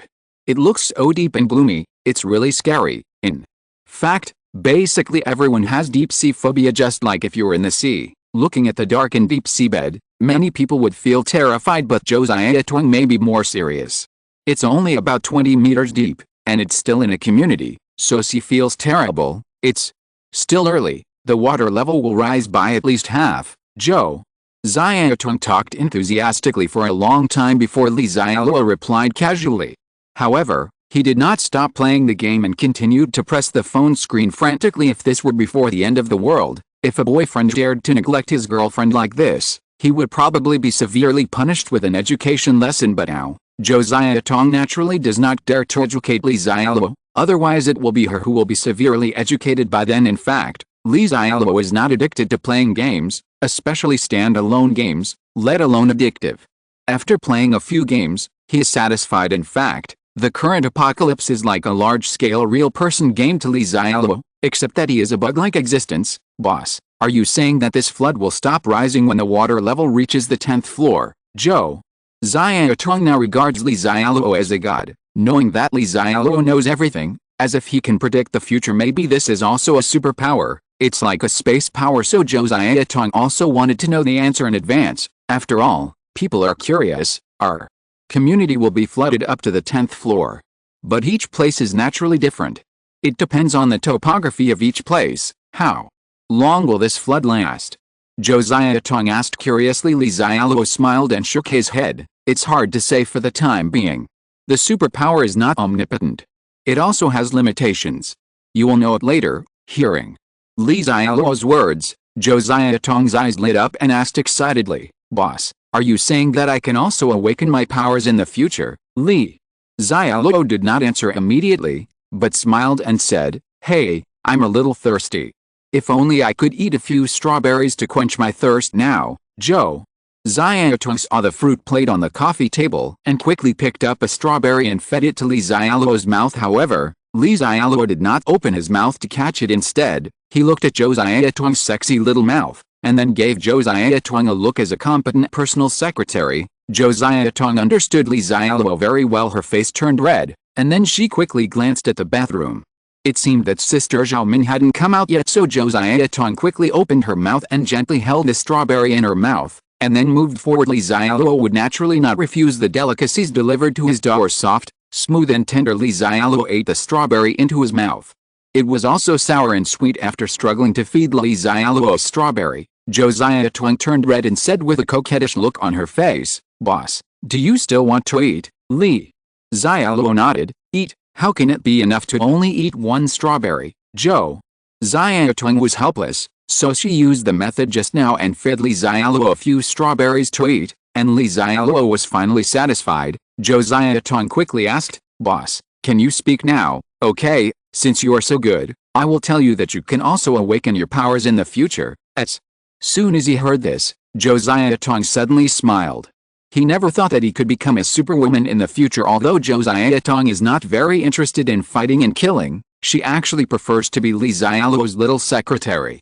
She feels that her current life is quite good, but Josiah Tong is also worried that he will become a burden in the future, so it would be better if he could obtain superpowers. But thinking of something, Josiah Tong asked again, Boss, won't everyone be able to awaken their powers in the future? Li Xiaoluo shook his head and said, Definitely not. There will be very few people who can awaken their powers in the future. How to put it? Let's use the analogy of buying lottery tickets before the end. Although it is not as difficult as winning the first prize of 5 million, it is almost the same. You won the third prize, so there are still very few people who can finally awaken their powers. Really?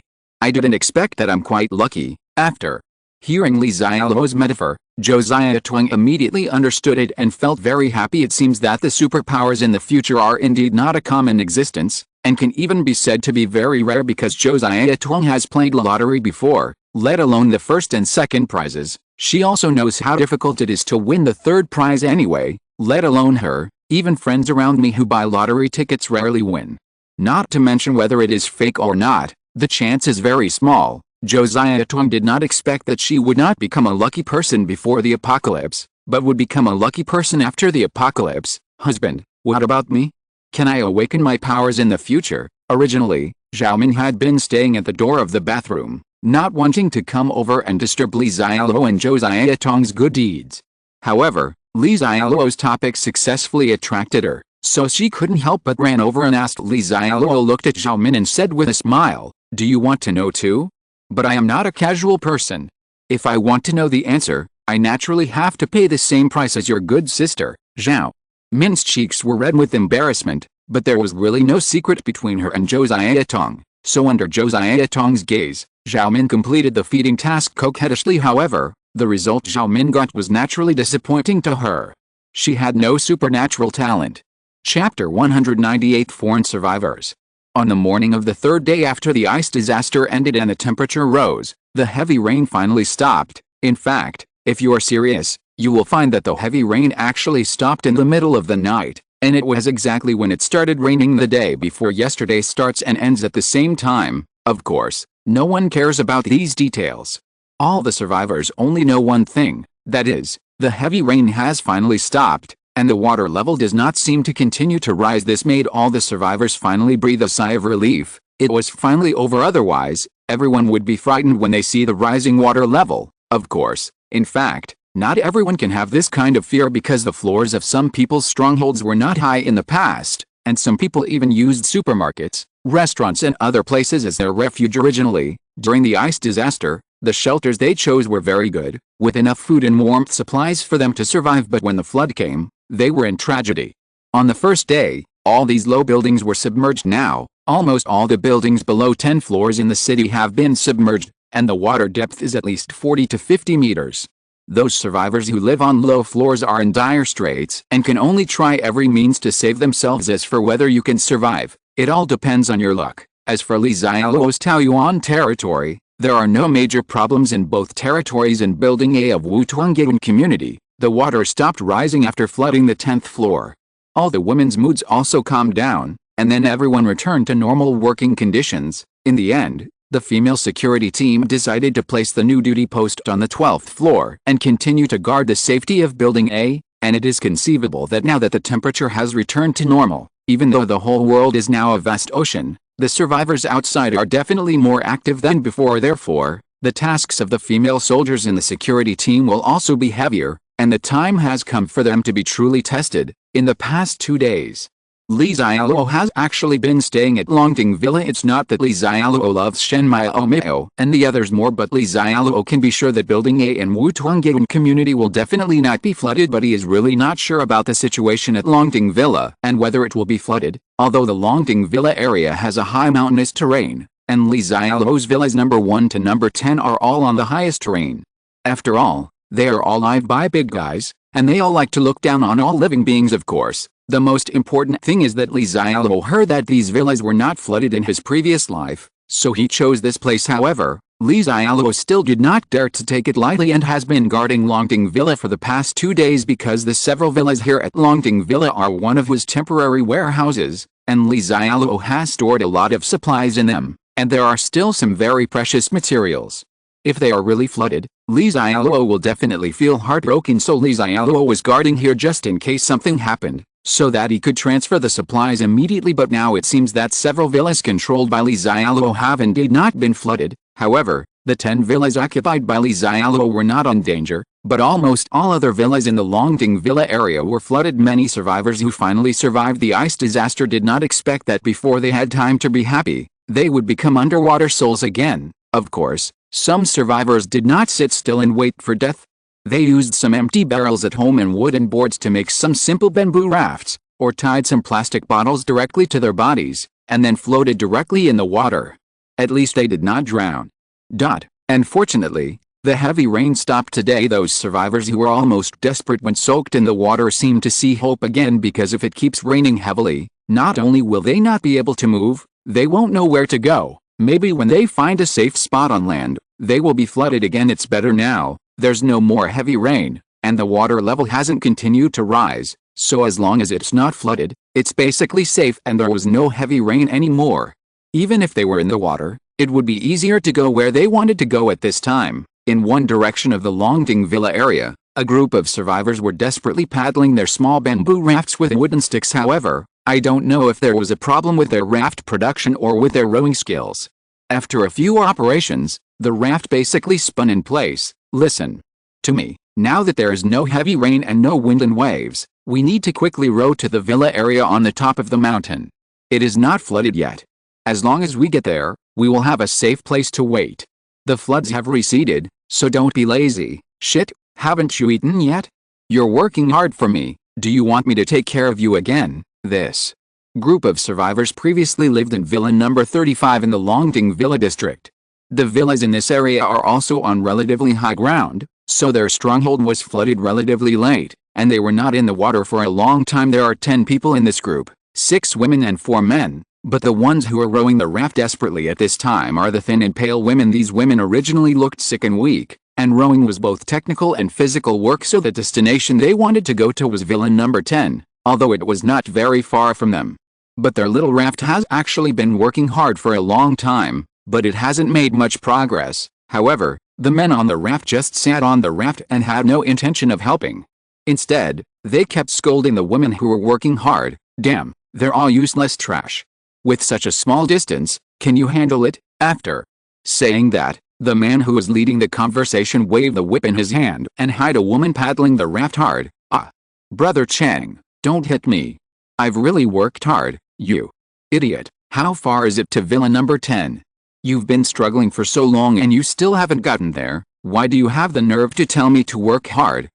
The woman screamed again, but she endured the physical pain and did not dare to stop rowing the boat. She didn't dare to speak anymore, otherwise she was afraid that she would be hurt even more, or even beaten to death. "Brother Cheng, stop fighting. We couldn't enjoy these women because of the low temperature before. Now the temperature has finally risen, but don't be beaten to death all at once." A man next to him couldn't stand it and quickly came over to break up the fight. The leader named Cheng Jie was named Zhou Chang. When he heard what the man said, he suddenly felt that it made sense, and he also knew that these women had really tried their best, and he would not admit that there was a problem with the raft he designed. "Monkey, Lao Wang, you go into the water and push a raft. It's not far anyway, and I will credit you with a great contribution." Chapter 199 Private Territory, Outsiders Are Not Welcome. On the roof of villain number 10 led by Tao Yuan, the female soldier on duty was looking boredly at the water not far away. It was so thrilling that the flood almost reached the door of their villain number 10. Fortunately, the water level has finally stopped rising. "Captain Wang, there is a raft on the water over there, and there are many people on it." Suddenly, a female soldier saw a simple raft floating on the water in the distance, so she hurried over and informed Wang Shanshan, the squad leader who was leading the team today. Wang Shanshan had been staring at the water level before. After the heavy rain stopped and the water level stopped rising, she breathed a sigh of relief and went to drink water and use the toilet. Who would have thought that before the water was finished, something abnormal suddenly appeared? Wang Shanshan lamented in her heart that during the previous ice disasters, life was very inconvenient due to low temperatures and snow, but speaking of it, it was safer than before, because the survivors basically had no way to go out, so they didn't have any outside survivors here. But now the temperature has risen. Even though there is already a vast ocean outside, the heavy rain has just stopped, but survivors are already coming to the door. But Wang Shanshan didn't worry too much. They were no longer weak women who were allowed to be bullied, and even if they can't defeat the enemy, they still have a powerful lord. As long as their lord is there, they feel that they have a strong sense of security and are not afraid of any invading enemies. Let all the female soldiers on duty be ready for battle, and then also notify Madam Wang. Shanshan immediately gave the order to the female soldier who reported, and then she didn't even bother to drink the water, and went directly to the balcony on the 3rd floor of the villa. Standing on the balcony, Wang Shanshan immediately saw the raft on the water not far away leaning against the shore, and then there were 7 or 8 people standing on the raft. No, there are 2 men in the water. They also returned to the raft, and several men on the raft held knives and sticks and directed the women on the raft to carry things. They were obviously planning to go ashore. Standing high naturally means you can see far, and Wang Shanshan can clearly see the opponent's strength. Quickly 4 men, 6 women, and the weapons in the hands of those men were also very ordinary. Fortunately, the survivors who broke into their territory this time were not very strong, so they could handle them themselves. After all, the Lord raised them just to solve minor troubles. People on the raft, listen, this is private property and outsiders are not welcome. Get out of here. Wang Shanshan took a loudspeaker and shouted to the survivors on the raft, be polite first and then fight. Zhou Chang, the leader of the original raft, was preparing to get off the raft with his brothers and several women. They have been in the water for a long time, and now they just want to set foot on land. But suddenly a huge trumpet sounded, startling all of them. Damn it, Brother Chang, this place has been occupied. What should we do? Haha, monkey, just a girl's harsh words scared you. That's right. In this apocalyptic world, there are private lands everywhere, and whoever has the ability to occupy them belongs to them. Our brothers are very good at fighting, so what are we afraid of them doing? Anyway, if we leave here, we might be drowned in the vast water world. Let's see who dares to stop us from landing. Zhou Cheng was very happy when he heard what his brother said. He was afraid that his men would give in. He was not surprised at all that there were survivors in this villa area that had not yet been flooded. It might be the original owner of the villa, or it might be a survivor who came earlier than them, because in this nearby area, a few villas and a mountain forest behind it have not yet been flooded. If there are survivors nearby, it's like seeing an isolated island in the vast ocean. Everyone will definitely come here, so it doesn't matter if someone occupies this place. Zhou Cheng is afraid that the brothers will give up if something happens to them, and they no longer have the courage to deal with the boss in the villa where they used to live during the ice disaster. Fortunately, the brothers did not disappoint, and moreover, the person shouting at them was still a woman, so Zhou Cheng was even more confident. He stood on the raft and shouted loudly to Wang Shanshan upstairs in villa number 10, "Women across the way, ask the leader of your team to come out and talk to me. Who are you looking down on? If you, a woman, talk to me?" Wang Shanshan took the trumpet and said coldly, "Huh? You still look down on us women? Who are you?" "I don't want to repeat what I said a third time. This is our private territory. No outsider is allowed to step in, otherwise you will be responsible for the consequences." Anyway, Wang Shanshan has the authorization from Li Xialuo, so Wang Shanshan is very confident if any outside survivors leave honestly, they will not make trouble for themselves and insist on killing all the survivors they see. But if there are survivors who don't listen, don't blame them for being rude. "Young man, are you sure you don't want your people in charge to speak out? Do you really want to force us to take action? Our 4 brothers were all bodyguards and security guards before the end of the world. We are not afraid of taking action. The worst is that everyone will die at this time. Can you, a woman, take responsibility?" Zhou Cheng shouted towards villa number 10, so loudly that his throat almost became hoarse. The reason why he shouted so loudly was because he didn't have a loudspeaker. If he didn't shout louder, the woman upstairs in villa number 10 might not be able to hear him at all. In addition, he also hopes that he can be louder so that the manager of the opposite team can hear him and speak out. Zhou Cheng actually didn't want to risk his life unless he had to, because now the ice disaster has passed, but the disaster is not over yet. The woman under their control is still their slave girl, so they still have many things to enjoy. Zhou Cheng believed that the men on the opposite team thought the same as him and did not want to fight him desperately, but the leader on the opposite side never showed up and kept letting a woman act arrogant. Zhou Cheng was actually very unhappy, but let's be patient and stand firm first. However, no one responded to Zhou Cheng's call. Don't mention any higher level managers. Even Wang Shanshan ignored Zhou Cheng. For people who want to die, especially men who want to die, Wang Shanshan will not say a word of nonsense. "Brother Cheng, are there no men at all in the villa, and only some women are still alive?" The air was quiet for a while, and one of Zhou Cheng's men suddenly brightened his eyes, and then made a guess. When Zhou Cheng heard this, he immediately felt that it was very possible. "Let's go. Get your weapons. Let's continue ashore," Zhou Cheng immediately said. Anyway, even if there are men on the opposite team, they are not intimidated. There is now a water world, and if they want to have a place to stay, they must be strong. At the same time, Wang Shanshan also asked all her female soldiers to load their crossbows. If those people don't obey, then don't blame them for being rude. Chapter 200. Shen Yanayan, a little violent person, wants to help. Tao Yuan collar is actually still very small now. Therefore, even though Zhou Cheng and his group of survivors did not make Wang Shanshan feel threatened, Wang Shanshan did not issue a territory-wide emergency warning. But just as Wang Shanshan and Zhou Cheng were shouting and confronting each other, the news of a group of intruders coming from Taoyuan was soon known to everyone, even the women in the logistics department. Speaking of which, in the past few months after the end of the world, in the hearts of most women in Taoyuan Ling, the name Taoyuan Ling, named by the Lord, is really quite appropriate because this place is like a paradise in the apocalypse. They don't have to worry about starvation. They have enough supplies to keep out the cold, and they don't even have to worry about men who may turn black at any time except for their lord. There are no male creatures in their area, so they usually only need to complete their work, and then they can have snowball fights and build snowmen in their spare time, and their lives are actually quite good. It's a pity that the previous tranquility is now going to be broken. The rainstorm had just ended, and there were already people here who wanted to come and make plans in the future. There will definitely be many survivors drifting over like this, because they are the only ones nearby who have not been flooded, and the survivors floating in the water nearby, whether it is their desire for survival or their desire to occupy land for development, may regard Taoyuan territory as a piece of fat. But at this time, The women in Taoyuanling were not too afraid.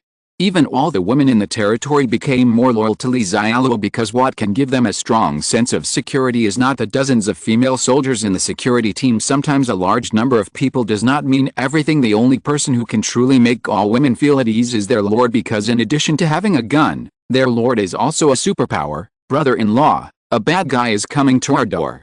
Do we want to help? In Villa number 1, they naturally knew that a group of enemies had invaded, but the faces of the women did not show any worry at all. After all, Li Xiaoluo is by their side now. Even Shen Yanyan, a young violent person, not only was not worried, but was actually eager to try out the real version of CS. After all, it had been a long time since she had personally dealt with bad guys. The last time she took action, Shen Yanyan remembered that it was when she used high-pressure water cannons to deal with a group of security guards. She had so much fun at that time. You only have small arms and legs, and you are still very sick. Do you still want to help, Shen? Xiaoluo rolled her eyes at her sister angrily. She remembered that her sister used to be quiet and well-behaved, but why is she so lively now? Shen Yanyan said, unconvinced. Huh, sister, why can't I help? Anyway, our female soldiers in the security team also use crossbows to deal with bad guys, and they all use long-range warfare. We are not competing with those intruders. Wrestling, I have also trained in crossbow shooting, and my archery skills are very accurate. As long as I want to shoot their left eye, I will never shoot their right eye. As for Shen Yanyan's grandma selling melons, Shen Xiaoluo didn't bother to pay attention to her, otherwise her sister would be even more rude. In fact, it is true that Shen Yanyan has practiced using a crossbow. Even Shen Xiaoluo and the others have practiced it, and even all the women in the entire logistics department have practiced it. The reason is that Shen Xiaoluo knows that Li Xiaoluo is occasionally not in the territory here, or sometimes goes out to look for supplies. Let all women learn to use crossbows. In fact, to deal with sudden crises, if Li Xiaoluo happens to be away one day, then they can mobilize all the people and have more strength to resist the enemy. After all, at the beginning of the apocalypse, Zhou Junji led a group of security guards to teach Shen Xiaoluo a lesson. At that time, Shen Xiaoluo and the others were so helpless, and they also realized the importance of having a certain fighting capacity after the end of the world. Therefore, Shen Xiaoluo and the other women in Villa number 1, including the women in the logistics department, usually use their free time to learn some skills from the female soldiers. For example, some fighting skills, crossbow shooting, and even the use of guns. It doesn't have to be that they all become warriors, but at least they can be able to take up arms and fight in critical moments. And Shen Xiaoluo didn't expect that her sister was very talented in shooting draw person on the archery target. And she can basically shoot the left eye but never the right eye. At that time, she was beaten for a long time. If her physical fitness could keep up, Shen Yanyan would probably join the female security team. However, Shen Xiaoluo didn't let her sister go out to join in the fun. In addition to worrying about her health, she also didn't let her fool around. After all, it is one thing that Shen Yanyan is a good shooter, but she is not a female soldier. After all the people in their territory are soldiers, and they will only be carried out at the most critical moment. As for today's situation, Wang Shanshan did not issue any level of warning. That means the female soldiers on duty can deal with the invading enemies, and there is no need for the entire territory to enter a state of emergency. Shen Yanyan actually didn't want to talk nonsense to Shen Xiaoluo, because she knew that her sister would definitely not let her go out to help. Of course, Shen Yanyan's main purpose is not really to help. After all, it may not be her turn to take action. Shen Yanyan just wanted to watch the fun. It may be everyone's nature to like to watch the fun, especially Shen Yanyan, a young girl who has been suppressed for a long time before the end. Sister husband, what do you say? So, Shen Yanyan set her ultimate goal on Li Xiaoluo again, especially the call of brother-in-law, which was so sweet and soft that it made Li Xiaoluo's bones soften a bit. Okay, since you want to go out and see the heat, to help, let's come together. I'll also go out and have a look. In fact, Li Xiaoluo had just been using a drone to look at the situation outside. No, it should be said to be a battle, and now even if Shen Yanyan goes out, there is nothing that needs her help because the battle with the female soldiers is actually over. Brother-in-law, you are so kind. Naturally, Shen Yanyan didn't know what was going on outside, so she immediately said sweetly to Li Xiaoluo. Then she hurriedly ran to bring her combat equipment, and her whole body seemed to be boiling with excitement. When Li Xiaoluo brought Shen Xiaoluo and the others to Villa number 10, Wang Shanshan immediately ran over. Wang Shanshan respectfully saluted Li Xiaoluo with a military salute of the security team, and then reporting to the Lord, that group did not listen to our advice and insisted on landing on the shore. So I arranged for the female soldiers to ambush secretly, and once they approached the villa, I launched an attack on them. In the end, among the 4 men of the enemy, 1 died, 1 was seriously injured, and 2 others threw down their weapons and surrendered, and were tied up by us. There were also 6 women, who did not attack us, and I allowed them all to surrender. Got it? End of this chapter. Thank you very much for reaching the end. Don't forget to like. Looking for more exclusive content and immediate access? Subscribe to our Patreon. Remember, every like, subscription, or donation encourages us to continue. Thanks to everyone. See you in the next video.